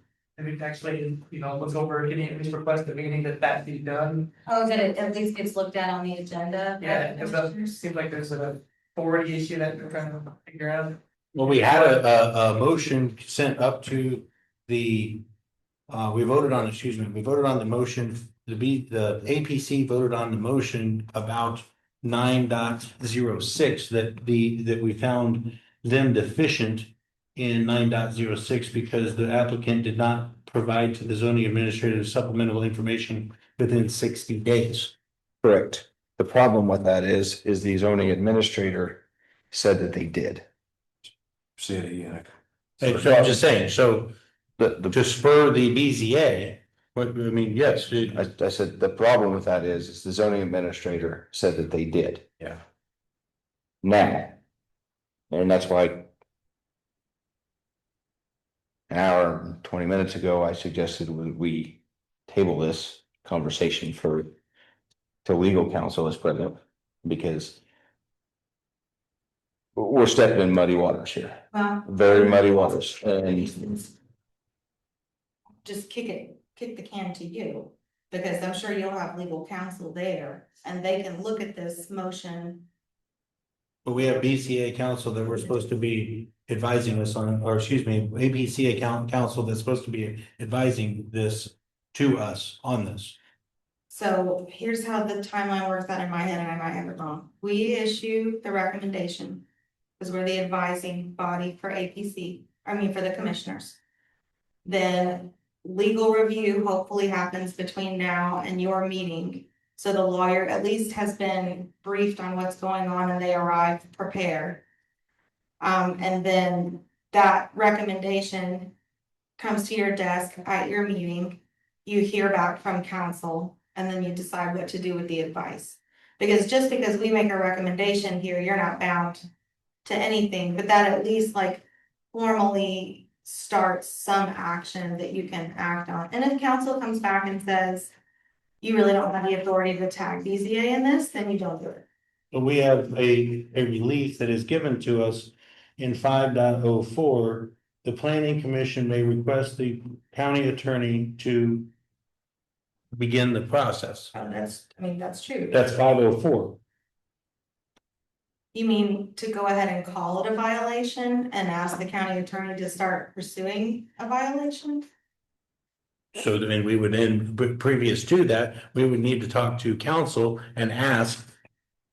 One of the questions was, does the permit follow the permittee or does it follow the address? Does it follow the property?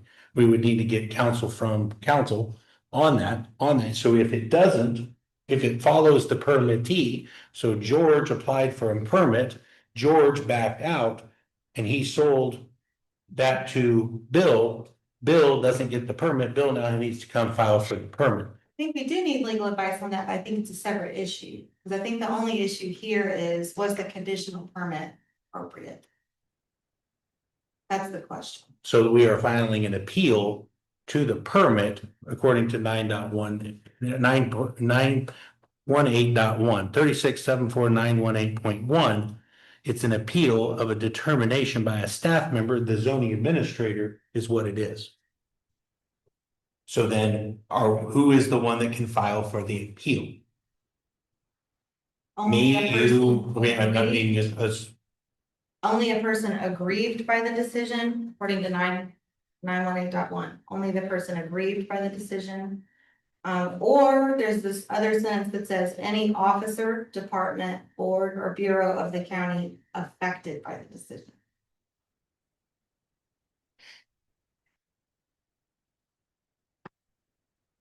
and I mean, that gets into legal jargon. That's where I want to hear from. I think we just, I don't think we vote on anything on this. It's gotta go to legal counsel first. It's well beyond Is, that. I don't, You gotta be comfortable. I am not comfortable with making the vote on something that without legal counsel at least present or being, So you just want to table it. yes, please. I think maybe that's a motion that you make. Yep. Table my. We have a motion. Motion. We have a motion that's on the table. We can't entertain. You have to rescind your motion.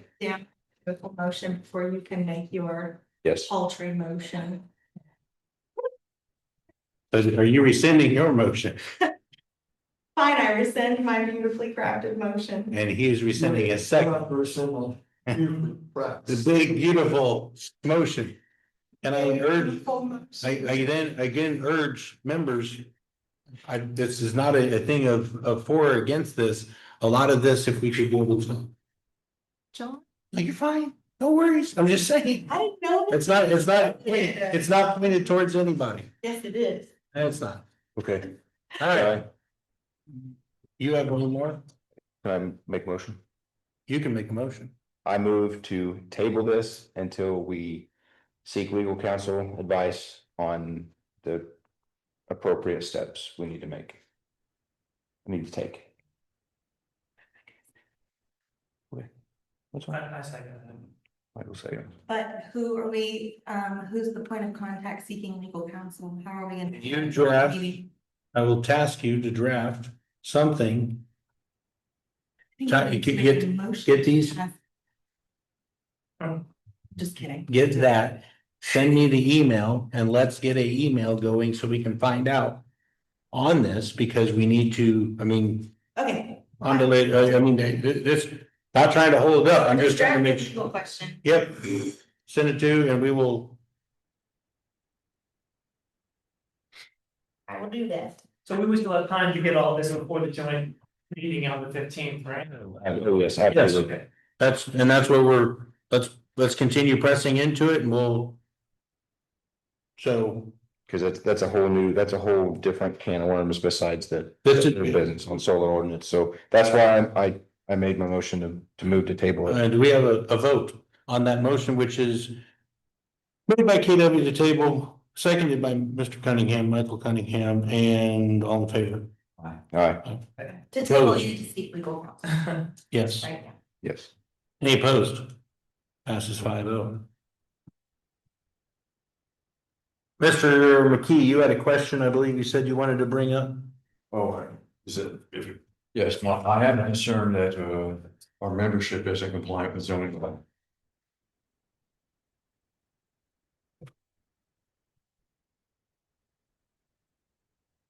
I have one more, big beautiful motion on solar. Do you want me to knock that out before we leave solar on the agenda?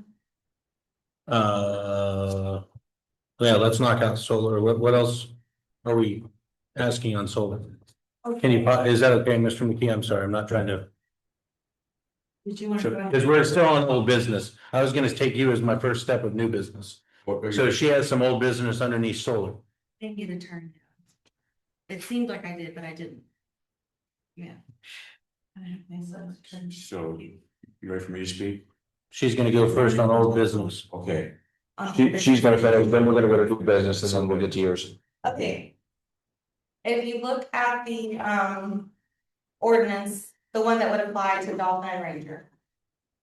We have a discrepancy with how things are referenced inside the ordinance. So we've got a table A and an appendix A. That according to my research was never taken up in a public hearing and never voted on. But right now it's being included in the packets issued to officials to be looked at as though it's part of the code. So when you go to the tables that tell you what can be done where, we've got our agricultural district and all of that. This is a table A called a use table. The use table is meant to be used for determining whether or not they can have a variance of use. Sort of like the one that we took up with the vacuum trucks. So that was, it had to go through getting either rezoned or going through the variance of use because it wasn't on that table. But it was, a typo that created ambiguity in our ordinance to label both as table A. So I also have a table A and an appendix A that is the zoning use table, which it's my understanding has never been taken up for a vote and never gone through the public hearing process. Wherein CSES get a waiver on the special exception process. When you go to the table of contents of the ordinance, there's another A that's referenced. Appendix A, which is the zone map, which is not attached. And the zone map would just show the county and what's broken down into which zone. So it's possible that we are vulnerable to a big lawsuit, a class action level lawsuit, because our ordinance points different directions for the same label. And the one that it's pointing to that gave Dolphin the bye on not notifying neighbors and not going through the special exception process, we're pointing to a document that the public has never seen. Which is this hearing, this I would table. have to look at that because, the original ordinance was adopted in 2007, 2008. That might have been a part of adoption. I would have to go No, back. it's with. I have to go look back in my notes, so I don't know. Yeah, I've looked at all of the old ordinances and it's not present. It's not, This was actually crafted after the amendment in 2021 okay. by the commissioners and and I don't know who else would help. Okay, so that was not in a 2008 ordinance adoption. And if you look at the signature page on the amendment, Because Kent went back and redid all this stuff. yeah, and so Kent says on page 41, this is the last page of text for the Fountain County zoning ordinance, which would make sense. That follows the table of contents that he signed. Yeah. Because the only thing after the text should have been a map. Here's what I want to tell you. The Kent and the commissioners and the planning commission at that time lost the zoning ordinance that was established in 2006, 7, 8. I can't remember when I was chairman of the planning commission, and they lost the what are we talking? I apologize, my memory's gone. The zoning ordinance amendments. The comprehensive plan. Yep. Colleen, I archived all of that into the courthouse. And then when all this solar stuff came about, it was gone. The zoning ordinance and the comprehensive plan. The commissioners wanted to redo the comprehensive plan. We talked about it in a council meeting. Oh, we don't have a comprehensive plan. Yes, we do have a comprehensive plan. It was adopted in 2008. I'd have to go look at that. Would have to make it, that's when zoning started, and you have to have a comprehensive plan. It was all lost in a courthouse. Wow.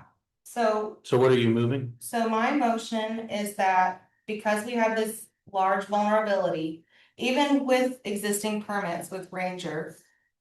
Because you could go back with a class action lawsuit and say you violated your own ordinance by issuing a permit without the special exception hearings and not notifying the neighbors.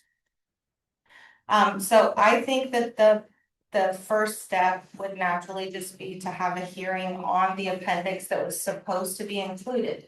Because I know that the permittees are grandfathered in, so we can't go back and say, well, we made these amendments and now these apply to you. So I'm not suggesting that, I'm just suggesting that we have a hearing to adopt the appendix that's referenced inside the solar. But that appendix would still be up for changes in the hearing process as we hear back from the public. So I'll make my motion. Are you saying a class action lawsuit from like individuals? Hang on. Can you restate your motions? So I didn't. Yeah, I haven't said it yet, so I'll say it now. Right. I move that the advisory planning commission schedule a properly noticed public hearing as required by Indiana Code 3674-607 on appendix A of the zoning ordinance, so that we can then forward a recommendation to the county commissioners for adoption of the appendix under 608. So right now, I'll just pass this around. Do I hear a second? This is the appendix that's referenced in our document that has never been seen in a public hearing. So my motion is just that we have a public hearing on the appendix. Do we have a second?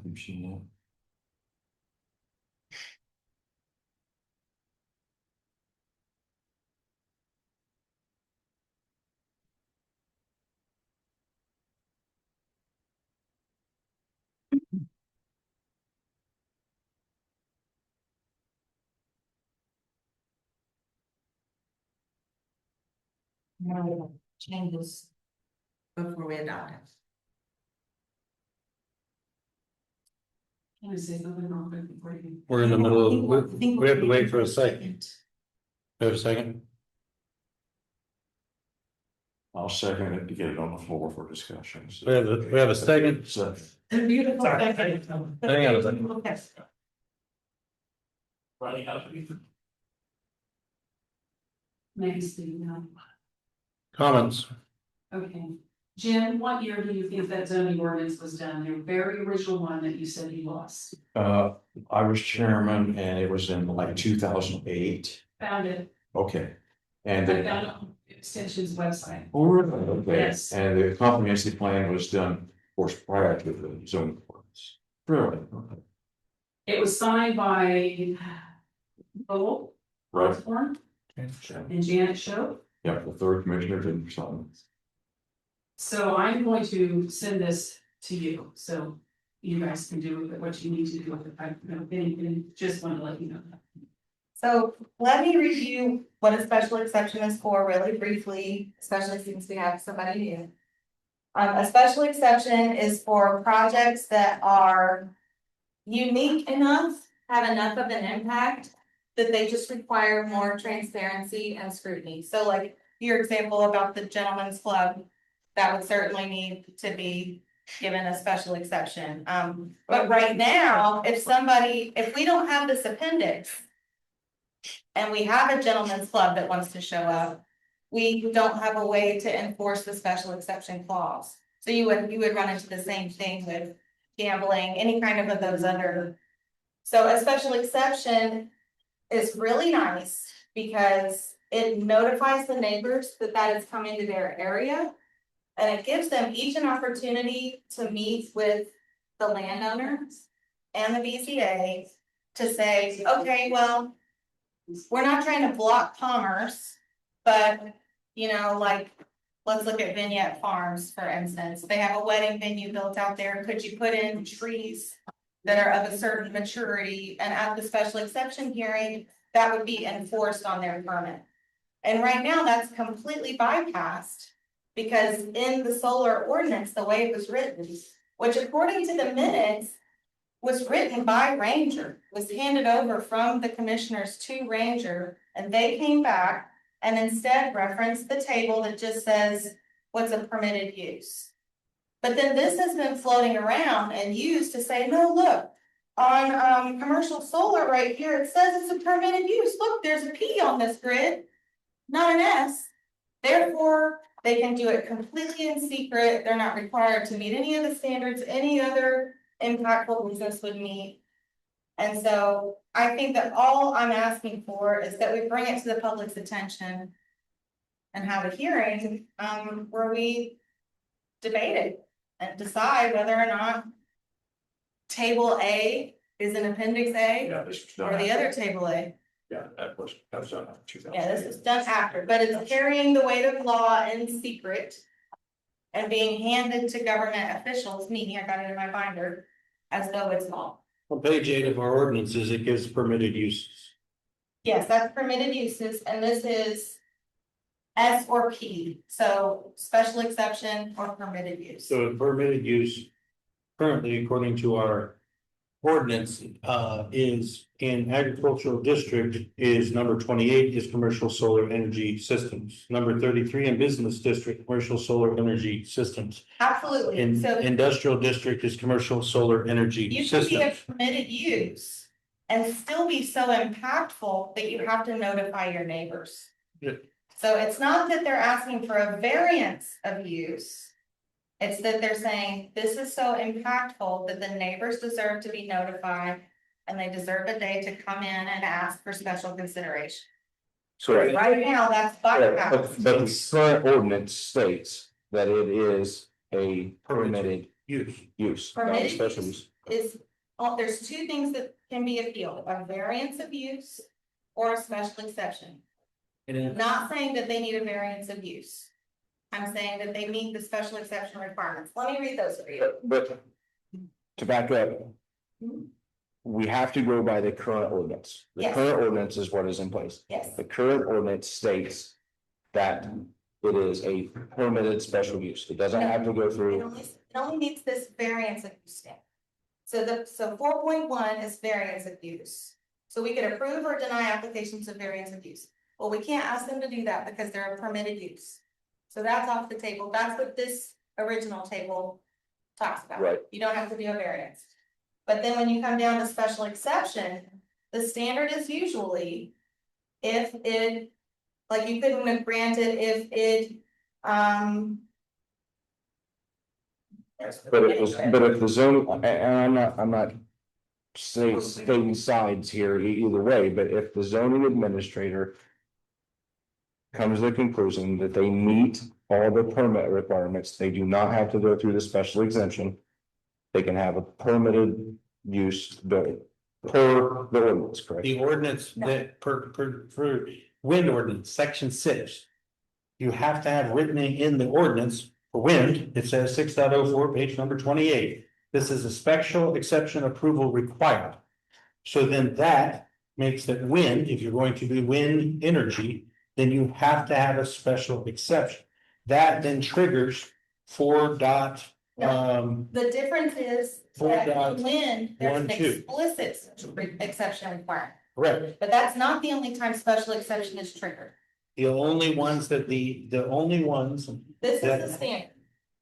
Special exceptions are those uses that because of their unique characteristics and potentially adverse impact upon the immediate area, as well as the unincorporated area of the county as a whole, require a greater degree of scrutiny and review of the site characteristics and impacts to determine their suitability in a given location. They're still permitted uses, but they trigger this extra scrutiny. And right now, in our zoning ordinance, it references table A to decide whether or not it's on a permitted use.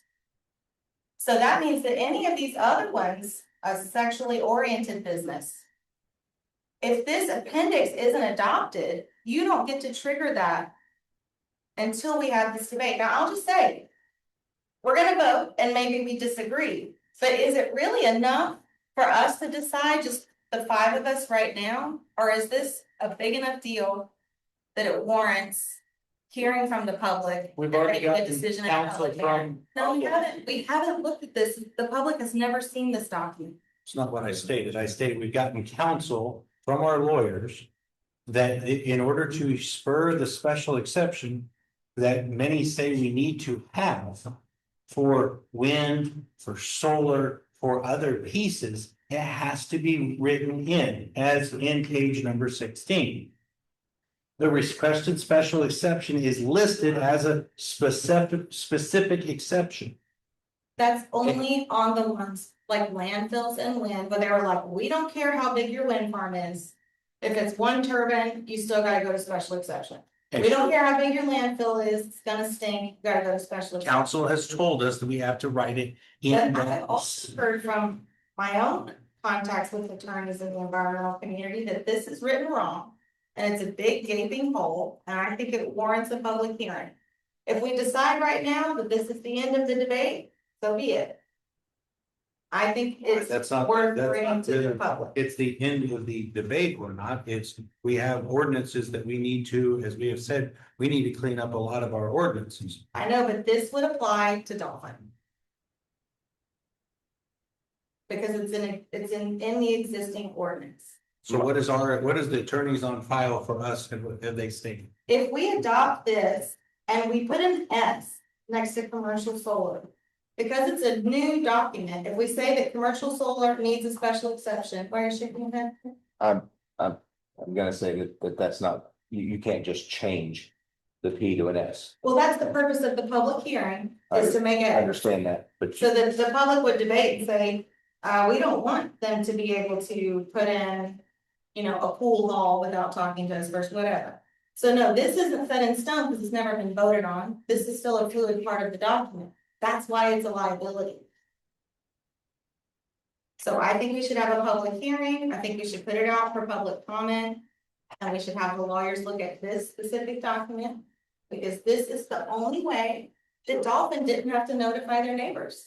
So you went back and looked at the minutes and found that wasn't included in the public hearing. Yeah, and you can see on. That's fine. You know, line 2. So Okay, and that's my hiccup on the whole deal. That's been in there since 2001, you said. 2020, sorry, 2020. This wasn't included. Whenever Kent redid this. So when did that show up?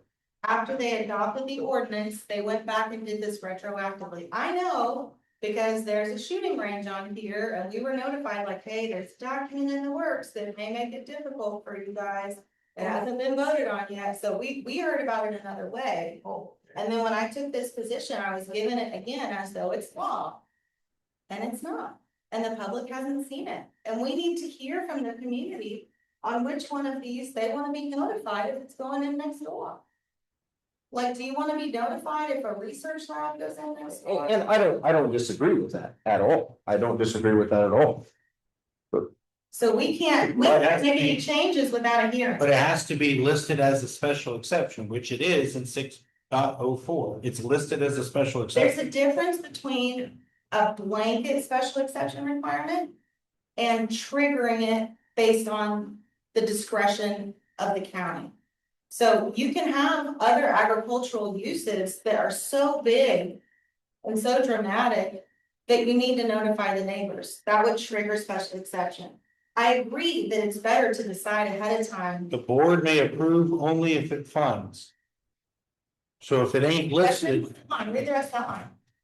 only if it funds. The requested special exception is listed as a special exception. So if we don't go to that table, In whether, the zoning district, it doesn't say on the use table, this is the zoning table. This was never adopted, so we're referencing an appendix that's not in the I'm not document. referencing that's a different question I'm referencing. I'm saying is here Do you have a binder? in I do not. page 7, You have the ordinance? I have a subdivision and the battery. page 7, it says. Agricultural district permitted use. Yes, that's for variance of use, that's for 4.1. It's not for, So where Well- where are these things listed as a special exception? that nobody has seen. Oh, I'm talking about 6.04. 6.04 is listed. 6.04 lists it as a special exception. Yeah, because the county decided, we don't care how big or small, if you put up a turbine, you're coming to talk to us, you gotta know. Because we listed it. That's what my point. So if we list it in 9.17 or whatever the number happens to be, then it will be listed as a special exception. Then why do we have the language that can trigger special exceptions? We left ourselves the ability to say, I'm sorry, that's too big a deal, you need to let your neighbors know. That is correct. Because That's why they we give it have to ahead. look at that while we're So that's. in the zoning ordinance. In the solar ordinance. We have a real opportunity here to make something right that was wrong. It was wrong to allow those solar projects to go in without notifying the neighbors. We let the solar company design our ordinance and they forgot this part. Then the commissioners went back to try and cover their tracks. They wrote this, it was still in flux because we were notified about firing ranges, whether or not it's on the. Yeah, and now we have an opportunity, we're bound by this grandfathering provision with Dolphin. They're like, it's gonna happen kind of no matter what we do or not, except that they messed up right here. And we have it, and we have an opportunity to at least bring it to the county and say, we found that this was missing. It's referenced and it's missing. And maybe I got it wrong. Adoption process. Yeah, maybe I got, and so that means that it's still open to change, you know? And the public should get some say on whether or not it changes, and I could be wrong. But we should have the debate out in the open, where we all get to decide together with council present. And the best way to do that is to do a public hearing where we notify the public of this thing that exists. And then we adopt it. It's referenced in the table of, it's not even referenced in the table of contents, but it's being used with the weight of law.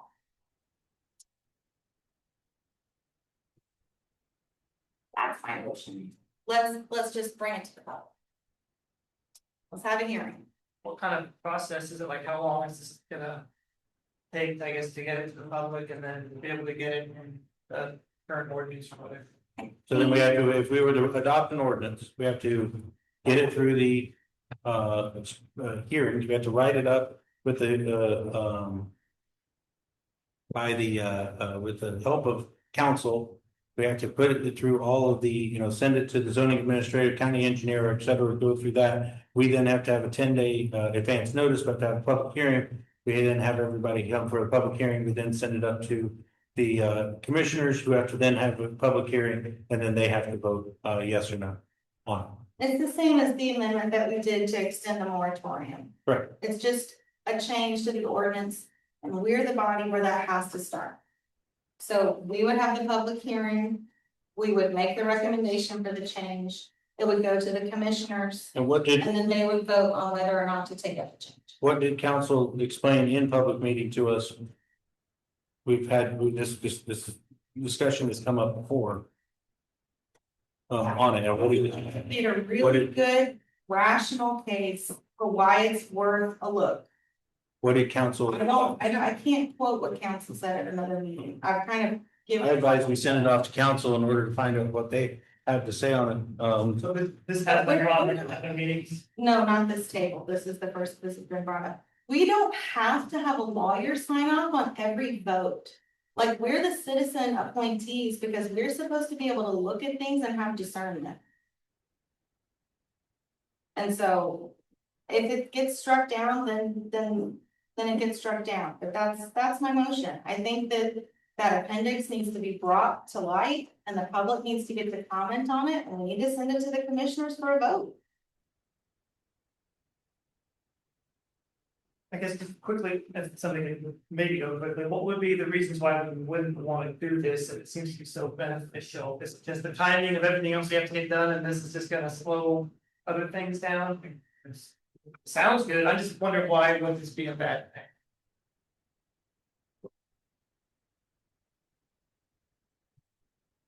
Or just something that couldn't be done right at this current time.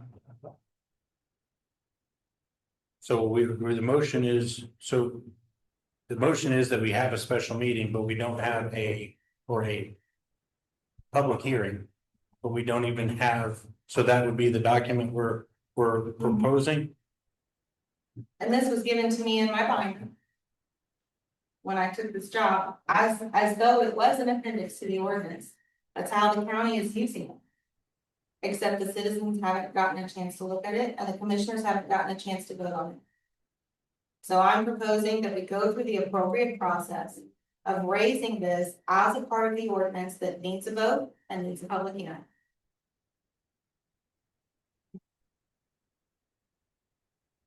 Because it wouldn't surprise me. I'm just curious on how long that has been with that ordinance, with that document. So when I originally got involved, it was when we received, so my husband had a 22 shooting day with our church. And then we got a cease and desist letter threatening legal action. Because we had used agricultural ground for something not agricultural. And so I came in here with a letter and all like fired up. It was my first experience in government, like you can't tell people shoot their guns on their land. And then there were, like poor ladies in here talking about solar, and that was the first I had heard of it. And so I guess that was last April, and this had already been in the works for a year or two. And that's my question is how long has that been in there? And do we know for a fact that it was not adopted by Yeah, previous commissioners? yeah, I looked back through all the minutes. Okay, and I couldn't. trying to see every angle of this. Missed it, but based on my investigation, it is just. A document that nobody knows about, but that carries the weight of law, and I think that you should get to vote on it. And I think the public should get to comment on it and say, we don't want commercial solar to not have to go through special exception, we should change it to an S. Wholeheartedly agree, as long as it's not been adopted already. So That's something that even would be able to dig into on paperwork. Amber would know, and she knows, and she's the one that gave it to us originally. County attorney. It was instigated by a commissioner at the time when we got it, law enforcement, and we were told we were threatened with additional legal action if we shot guns on him. I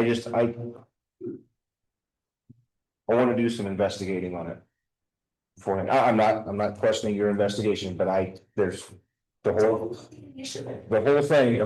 thing of every ordinance we currently have But my motions against PW, is, I'm not rescinding this big beautiful motion, I worked on it for several days.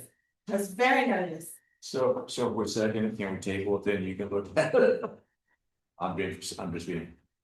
You can vote down my motion to bring it to the public if you need to. I ask again, so the process of doing these things, I'm speaking to the process. We bring up past things that have happened. In the past, so I'll bring up something that's happened in the past as well, not trying to be tit for tat.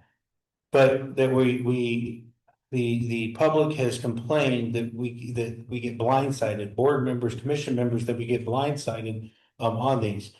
We've not passed them through as we do the process of it. That we run these through council so that we're not stepping into something that we don't need to step into. I'm not trying to squash this. I'm hearing you loud and clear. Yeah. It raises questions on my part of how this happened, and then I find out about this, and then I find out Yeah. this isn't even actually not yours. I've got my whole list of it. I mean, Is to be honest, I've sat on this worrying about this for several months, and I didn't know if it would be appropriate to raise it to everybody's attention through back channels and email channels. I thought, let me just polish up my beautiful motion and take a shot. And so, no pun intended on the If it 22. hasn't been adopted by the commissioners. Yeah. And if it has, then it's just an error and we drop the hearing, you know? So like I said, I don't I could add a disagree, contingency I to don't disagree with it. I could say, I think we need you to know, get, I think we need to contingent get confirming that it hasn't information, been voted. and here is the whole thing, what is. Cause then I find out that we have this document, I find out that we have that document, and that's not, But this is in your binder, it's in that binder. I don't disagree, that's not what I'm saying is what we have in the county of Fountain. Is is zoning that needs a lot of help. Yeah, Yeah, absolutely. I mean, Yeah. down to our comprehensive plan, which we were supposed to be getting to tonight before midnight. that instead of just including it in our new draft is because. We do have a giant project that's getting grandfathered in that this should apply to, and the public should get to look at it, and they haven't gotten to yet. So It's getting grandfathered in underneath what? Dolphin's getting grandfathered in under the old ordinance, we can't, you know, unless that's their right. permit gets rescinded. Then that any new conditions that we make don't apply to them, you know, it says that here, but this is part of that. And so if we get this right, then maybe we can make right the big wrong, and at least the neighbors will get notified. And they'll have their day to sit with Dolphin and ask questions. They can't go through a special exception. They can't be forced through a special exception is what we've heard from council. It's not there. It's not always as simple as Ethan's interpretation, especially when Ethan wasn't that invested in zoning ordinances, I'm sorry. But we have council that is advising, now we're going against council. It's not a good thing to be going. It was against. my, within a decade to find boo-boos like this, and I made big money doing it, and I found one. And so I bring it to you guys to vote, and if I'm wrong, I'm wrong. And if you want a contingency saying, we're only gonna do it if we confirm it hasn't been voted on before, then that's fine. We can put the contingency in the motion. Okay. I would feel better with that contingency in the motion, only being that Okay, let me see, it's in there. It's on the website, yeah, under the ordinances, it's under everything. Mistakes have been made in the past. But which is so jacked up. that's, It's only available if you walk to the desk and ask about it, or if you're a government official. That's not good. But I'm happy to write in the contingency that we need to confirm that it didn't get a hearings for. You write that, I'll second the motion, so the commissioners. I did it, remember? Okay. I need to, I'm gonna rescind my beautiful motion. I reissue the motion with the contingency that we Yeah. run it to ground, that it hasn't been. So, yeah, let the Okay, commissioners. so I can't ask for a second though. So that's my new motion. It's got the. So reread the motion.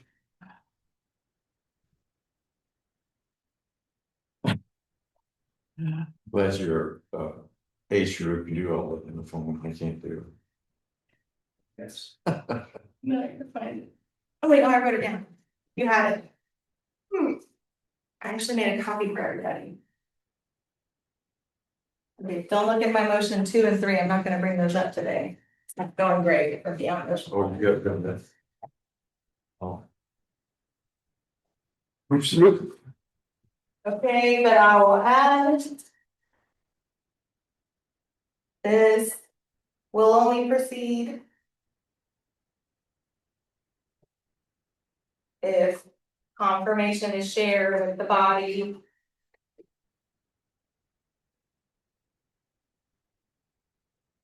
Well, this is pretty soon. Oh, I'm not doing 1 and 2. Don't look at those beautiful ones. I'm saving those for another day. just the one that's out. It's number 1.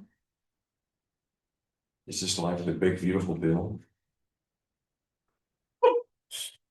It's shared Could be a lot longer. that it's not been taken up by the commissioners before. Now, the notification of the body, but just. So it's motion Email or one. something? Like, yeah, I would just email you guys Okay. individually. Nothing formal. We don't wanna email with more than 2 of us, because then it's potentially quorum based on how many people are on the board at one time. Okay, so So which motion are we doing? Number 1. Motion 1. I move that the advisory planning commission schedule a properly noticed public hearing regarding the appendix. As required by IC 3674-607 on appendix A of the zoning ordinance. So that the commission can then forward a recommendation to the county commissioners for adoption under IC 3674-608. This will only proceed if confirmation is shared with the body that it has not been taken up by the commissioners before. Adopted by the commissioners before taken up by the commissioners. Oh, adopted is better. I mean, taken up can be enough, they don't have, they can take it up and not adopt. Not been it. adopted by the commissioners before.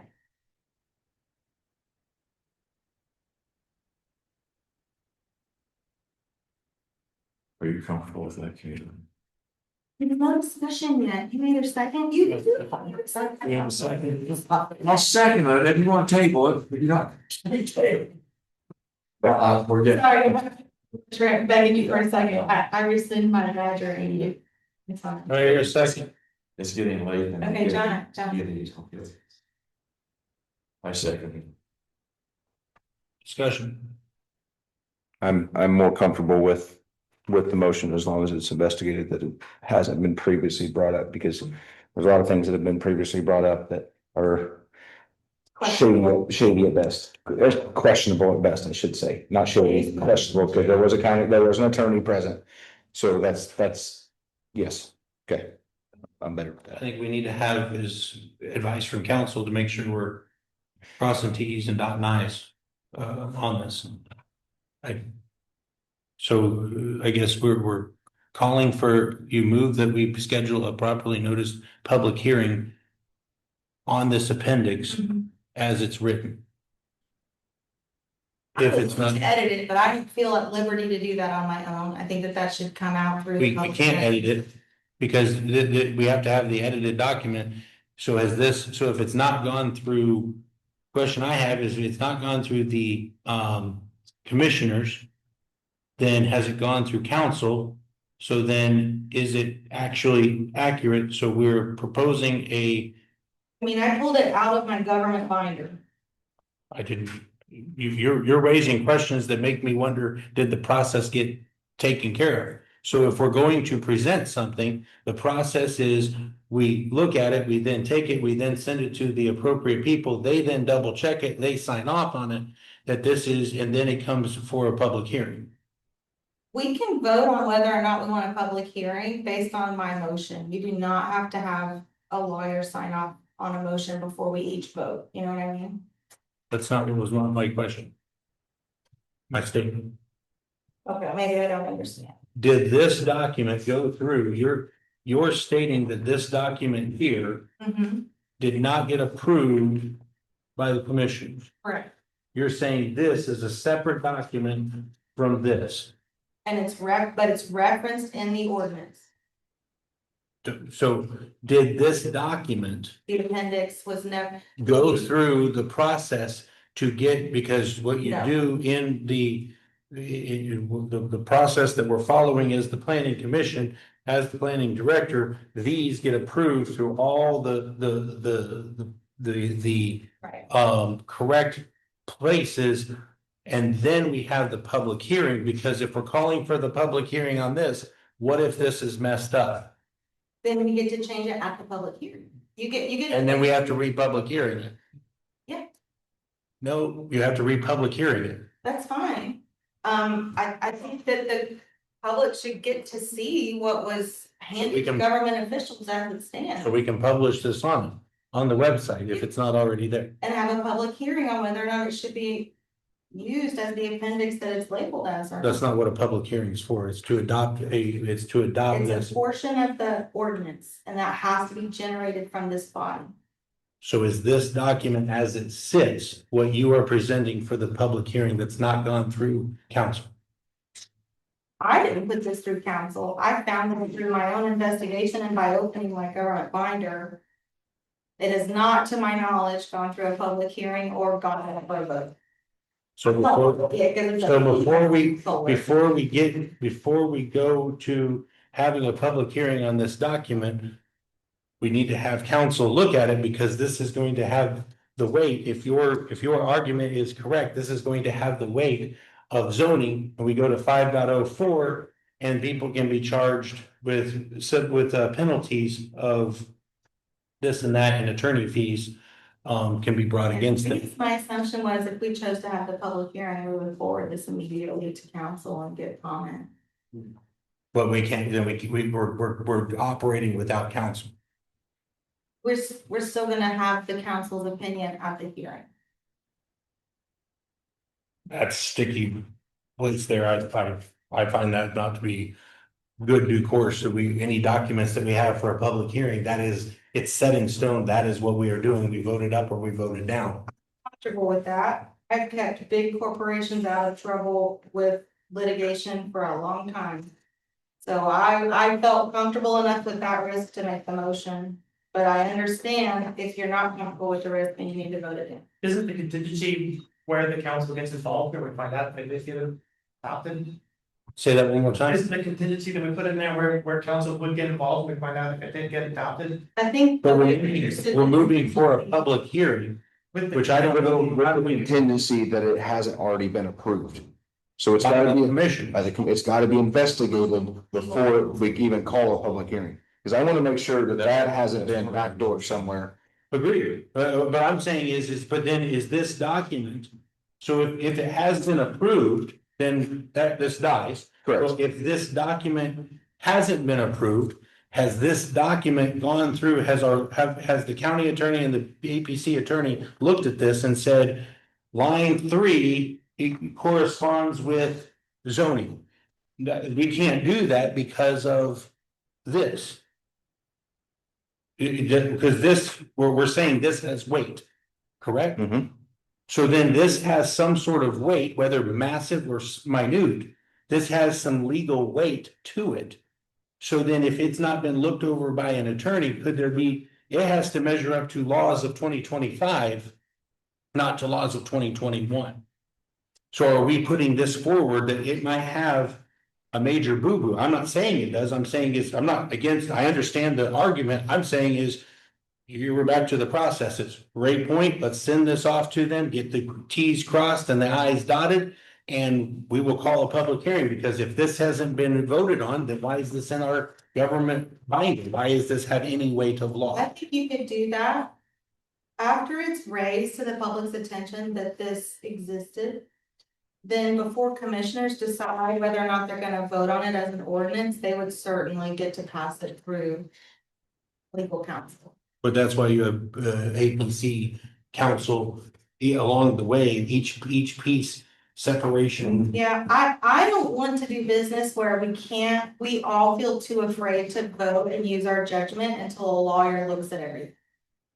I feel like we are all able to look logically at this and see that it's fine to raise it in a public hearing. It doesn't really mean that it becomes law.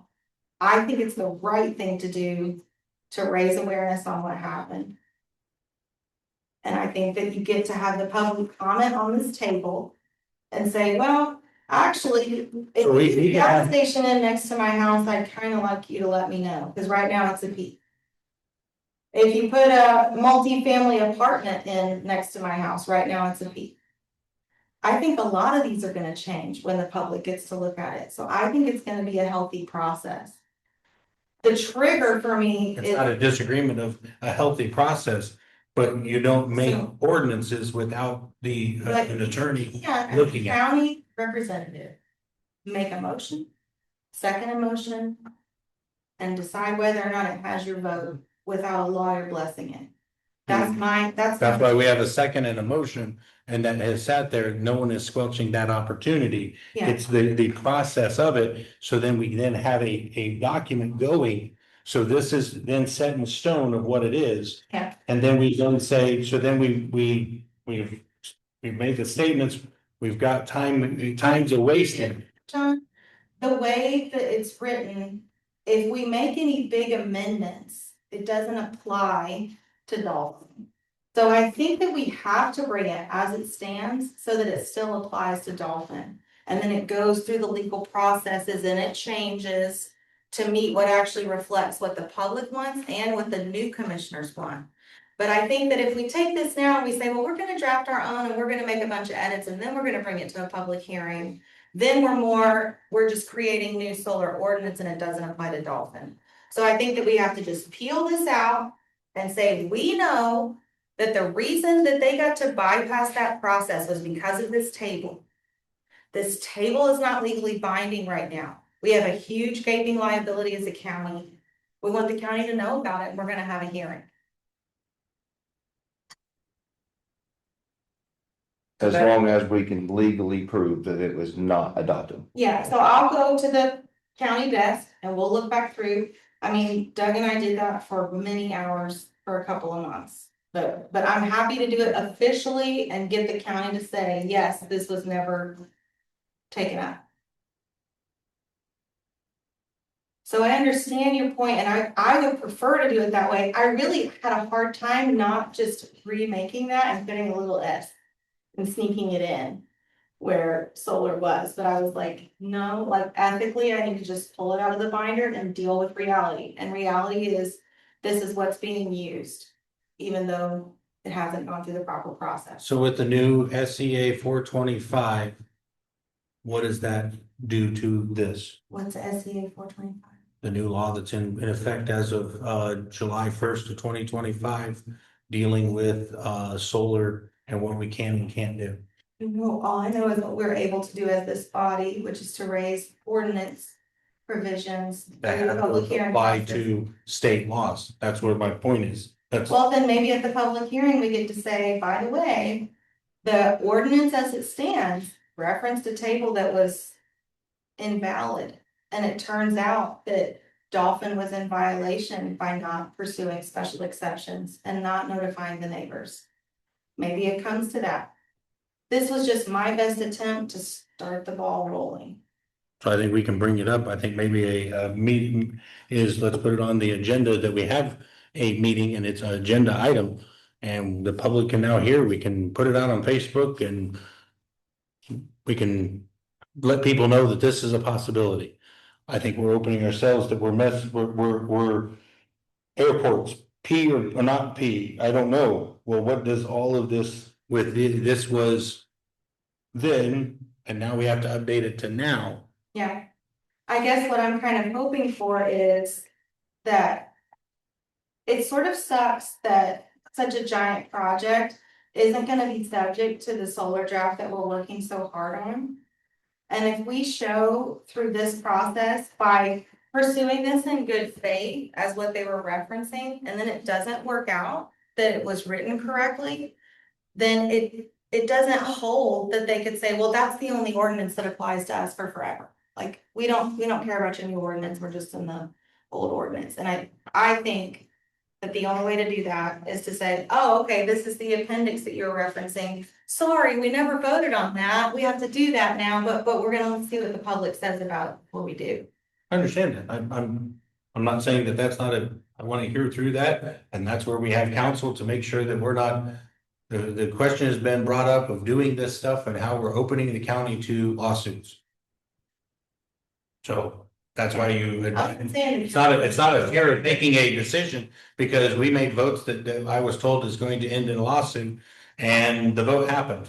And so, but you cross T's and dot I's so that we don't step in. So, any other discussion on? The APC is supposed to be the one that generates ordinance material and puts forward the public hearing and then sends a recommendation to the commissioners. So that's the route that I chose. That's what's on the table. I think that there's plenty of opportunity to get legal feedback and pull back the range. So we can have a meeting about this. That would be another. And we then go through the process in order to draft for the ordinances on this. That's when I think Dolphin's gonna be able to say, no, any new drafts don't apply to us. So We're taking the draft that they were operating under when they got their permit, saying, sorry, we didn't actually vote on this part. It's gotta go through the proper process though. If we take this and we mold it to be what we want behind closed doors, then it's gonna trigger the clause that any new things don't apply to them. If we take this as it stood and we bring it to the public, we put it through the process and it gets struck down, then we have something to bind them from pursuing the rest of their project without letting neighbors know. Like, there's probably still neighbors that don't know. And if this does go forward, comes into the light of day, gets an S on solar, and whatever else you want to put an S on, whatever else the public wants to put an S on, then we have an opportunity to say, no, Dolphin, you're right. This is the only ordinance that applies to you. It's just that we had to finalize the appendix it was referencing, see? And this appendix says special exceptions, so you've got to notify the neighbors. And I think that's the only way to accomplish that. And I think it's like a huge violation against our community that it was bypassed in the first place. And they did a shoddy job. Like, if they had hired me to do that, it would have been much more buttoned down. So that's the only way forward. If we alter this now, I think that we trigger the grandfathering provision, and we won't be able to bind Dolphin to notify neighbors and be subject to the hearings. And when you do a special hearing, it's currently listed on the appendix in question as permitted. No special exception so you're trying to spur a special exception. To spur a special exception, we're changing ordinance. it says the only way that they can be subject to a special exception is if it says so on this table in the ordinance. And then they never voted on the table, probably because it's so contentious, because it breaks down each individual item. You can suppose on that. Maybe not. And the cool thing about special exceptions is we've got global conglomerates that have done these projects, but Dolphin doesn't get to apply for the special exception. Each landowner has to come in and sit next to their neighbor, and the neighbor has to get an opportunity to say, can't you? That's why we need to write in the new ordinance that it's a special exception. This is our shot. I've been sitting on it. I've been stressing about it. I've been losing sleep about it. Heart rate was really big coming in. This is the shot. Vote it down if it's against your better judgment. I understand. I respect that. So we've been advised by council, two councils that that possibility is not. But they didn't know about this table. On it. So as we take the vote on it, so Start over, you got two council. we've had meetings on it with council president, and the council said The that is not. commissioners, I've had two meetings with council president. No, APC. has had a meeting with council present on some of this question. Not on When this did, table. when did the APC have meeting with council president? Remember Ethan came? Oh, a while ago, yes. Yes. And he and I got yeah, into that- an argument. About whether or not that Yeah. that special exception can be spurred. It was stated in that, so remember those meetings and those interpretations by council. That of what it is. So we have. We didn't talk about special exception, that was whether or not a zoning. Area should be changed. Or whether it was a variance in use, we did not bring up this table for this issue with Ethan in a meeting. Not to my recollection, maybe I wasn't there. So we have a motion and a second, we have a vote. All in favor? Aye. Opposed? I'm gonna rescind my vote. You're gonna abstain? I'm gonna abstain my vote. Did you vote? What was the motion, remember? That we're gonna put this forward to a public hearing. So the motion is that she's trying to get a public hearing. On this document to get this voted. But you would have to have a, But again, Did it have- application that hasn't been adopted.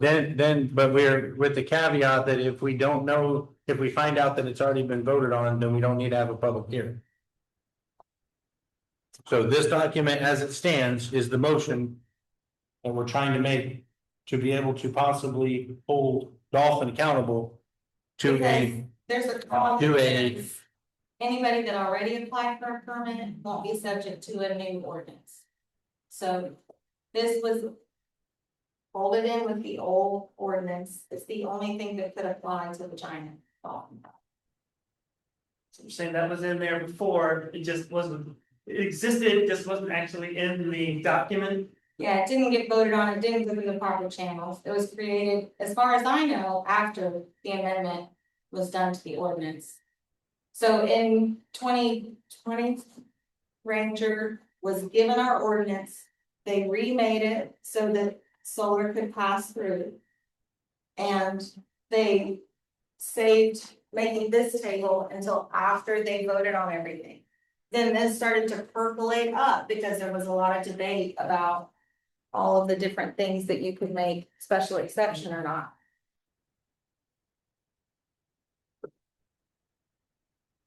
But if we make a totally new one, then I think it will trigger the thing that Dolphin has held on to We the don't- whole time. and that's the confusion that we have here is. This is the document, we don't have a new one creating, so we can't call a special meeting. Referenced in this one. So either they leveraged that to get out of special exception. So either they leveraged nothing and an error was made. Or they leveraged something that did exist but hadn't gone through the public process. Either way, My it's whole the problem, only my whole buffer. problem with this entire situation is we're having this entire conversation without legal counsel present. And I have a big problem with I that. mean, I. It didn't even run it past legal counsel. I have a huge problem with that because I don't, Humiliated, not asking for legal things. respectfully, I don't care. Because the fact is, we're setting ourselves up for failure. Without having legal representation here, without having legal counsel here. But we're. Our not next, to. our next meeting, we should have legal counsel here. For sure. I mean, you weren't here, KW, when I got shouted down about that at our BCA meeting after we voted the amendment by a council person. So I wish that we had an attorney here, but I've been told flat out, no, don't talk to them on your own, all of that. So if that's the angle that we wanna go, that's fine, but I actually trust my analysis and my judgment. I had one question, if this was posted as a public hearing like this, hey, this wasn't in there, judge, no. Does this open up the county to a lot of legal liability? Too close. But the county is But- open to legal liability. Because this was, like businesses that like maybe have gone through with this not being in there in the last 4 years or whatever. Yes, that's down. I think it's a problem no matter what. I think it's an exposure. Got an email, I did not No get. matter what, and the only way to ameliorate it is to subdivision it.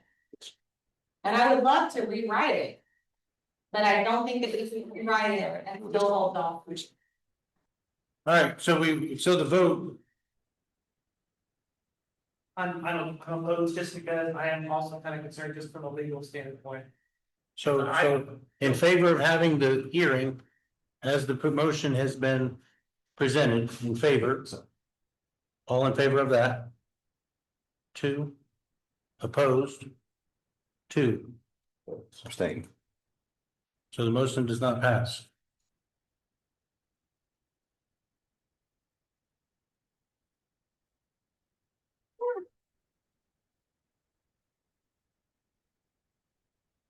So are you guys gonna propose a different course of action? Would we say that legal counsel is gonna be present at the next meeting, and then that would be better for that? That would be a better time to bring it up with legal counsel present. So. All right, we're moving into new business on that. So on new business, well, I will state again. We are not just contacting legal counsel. We have a contact with the legal counsel. And absolutely, we're supposed to contact legal counsel. I don't know where many misinterpretation may have occurred. It is that we contact legal counsel, but not everybody is contacting legal counsel. The question may have already been asked. The question may have already been answered. And having a contact person, that's what counties do, having the contact person. You have the question, we have emails, you can send the email and we will get that forwarded on. For legal counsel, on that. Mr. McKee, you had a question. Yeah, New business. I have a question as to legality, the composition, membership composition of the plan commission as per Indiana law. Can I speak on this? I don't know what the question is. Are you speaking on a question? We don't, what's the It says question? we have 5 citizen members. The law says, if you have 5 citizen members, no more than 3 may be of the same political party. Do we comply with that law? Mr. Nice, you want to answer on that? Per our county attorney, You know, he has stated that we are under the law. Because of the email we got from the head of the Democratic Party stating that they will not endorse anyone to be on the board.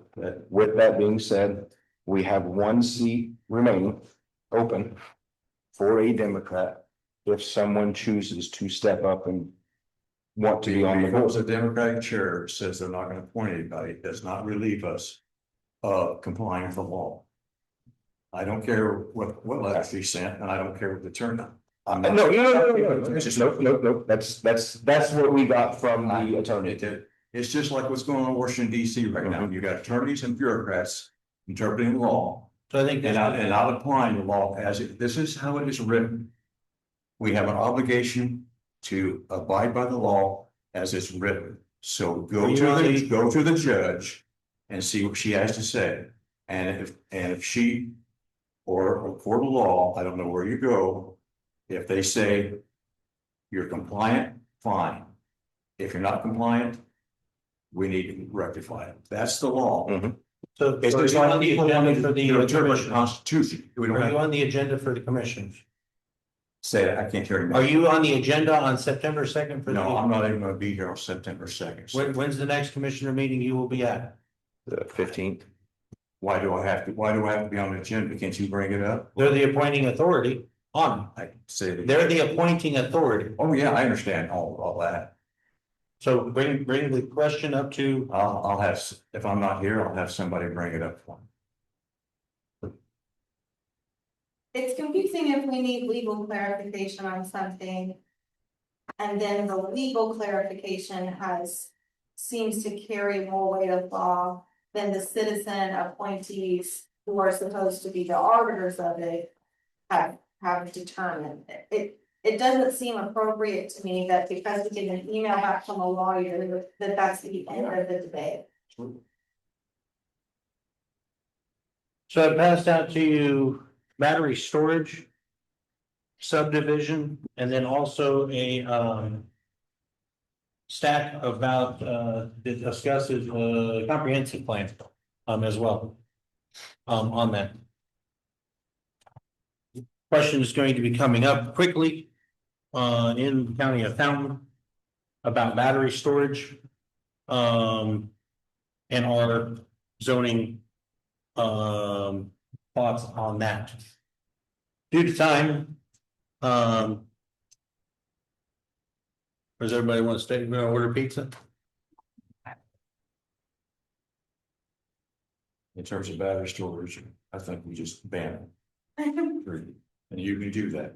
Tippecanoe County doesn't have any windmills in their county because they have the ordinance states the windmill can't be above a certain height.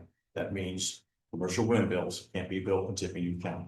Okay. We can ban battery storage. So that's what we have to look at ordinances on that. So I advise you, come ready. You can email, of here's the thoughts. I would highly, recommend you do that. Subdivision is another thing that we have to look at. Another thing we also have to look at is AI data plans. I didn't put those in here, all of that. We then have to consider, our comprehensive plan as we are doing all of those. I found out today that the one that I was given, but to your point, Jessica, 100% understand your point. I was told this was our comprehensive plan. It was handed to me. It was told to me, this is the comprehensive plan. And then I find out there's an updated one. They went through several versions. Versioning is the So, big issue. so this is again to the process, but in order to get a comprehensive plan, because all of these ordinances have to marry up to this document. There's questions about it, but I mean, I'm not gonna try to be rude, I'm gonna try to be blunt and to the point. Is the fact that the law states that the comprehensive plan is the backbone. This is a summarization, not a quote. The law states that the comprehensive plan is the backbone, the skeletal structure that the zoning ordinance goes, then attaches to. So for instance, if we were to state in, page number, I'm making up a random number, so don't look up in your thing. Number 13, that we love battery storage. Okay, could I stop? And how, Here is 367450 Comprehensive plan has to contain 3 statements. A statement of objectives of future development, jurisdiction. That can be really simple. It doesn't have to be complicated. A statement of policy, land use development. A statement of policy for development of public ways, public places, public lands, public structure. We're making this way too complicated. John, I'll tell you what I told you last meeting. I'm not going to spend time or a dime. Mr. McKee. I'm not going to spend the time or a dime on Stop. updating the comprehensive. No, I'm not going to spend the time or a dime on updating. No, I'm running the meeting. I understand, Bob. No, I'm in the middle of I'm going to spend the time or a dime on updating the comprehensive plan. But it's been voted by the legislative body to give it back to us Did you vote to send it back to us? Back down to review. to review it. So, here, whether you hit hands or butts about it, here's the thing, I understand what IC 3674 states about what's in the plan. Here's the other thing we have to look at. If we have a ordinance that is in violation of the comprehensive plan. Yeah. Where would the comprehensive plan we adopted in 2018, nobody put that. I didn't see whether they. Nobody. I'm telling you what people can do in order to be able, because if we say we love battery storage, I'm just using for instance, and then we write a ordinance that says no battery storage. It's an easy win for the battery storage companies because we don't follow our comprehensive plan. That is where we have to make sure we are You can getting. say that about the current solar ordinance, because the comprehensive plan that was in place when that solar ordinance went in said that the top priority of all Fountain County zoning should be to preserve the quaint and charming country atmosphere. That's what, in fact, that's And what we wrote in the agricultural 2008 industry. comprehensive plan. And that was still in the comprehensive plan that we went through the whole hearing and voting process last year. That is So you correct. could say that the ordinance as it stands Yeah. doesn't align with the comprehensive plan, and that means it needs to be. So that is what, these are things as we are looking, carbon dioxide, sequestration, all of these pieces, we have to look at all of these. We then have to look at all these pieces. So in the future, this is the last time that we're going to be going, because each time I keep thinking it's the last time. If you want something on the agenda, it has to be put onto the agenda. So in order to get it on the agenda, you contact the chair. or it's not getting hurt. I mean, we're wasting, we could be delving into getting, these pieces of being able to get battery storage and start the discussion about battery storage to be able to get the pump primed in order to start getting into, those things. So if you want something on it, it will be in the agenda, and it will be set on that, so you will have to contact me in order to get the, that on that. Would it Public- help if, one of us, I'd be happy to do it, sort of stood up as a document manager, and we could go ahead and, like, if you have boilerplate ordinances from other counties that you like, you want a certain section included, I could go ahead and get those compiled so that when you want to have a discussion, say on subdivisions, we have an easy way to process the findings from that work session, and they go ahead and so then there's like a Look at new that in the version future. in every meeting. We can look at that. Public comment. I just have, I don't know if it helps, but I'm a registered independent. Does that help? I'm a registered independent. I did vote in the last Republican primary, so that would be good. So then that identifies you as a Republican. Okay. We have a motion to dismiss the meeting. I'll make a motion, just. All in favor? Aye.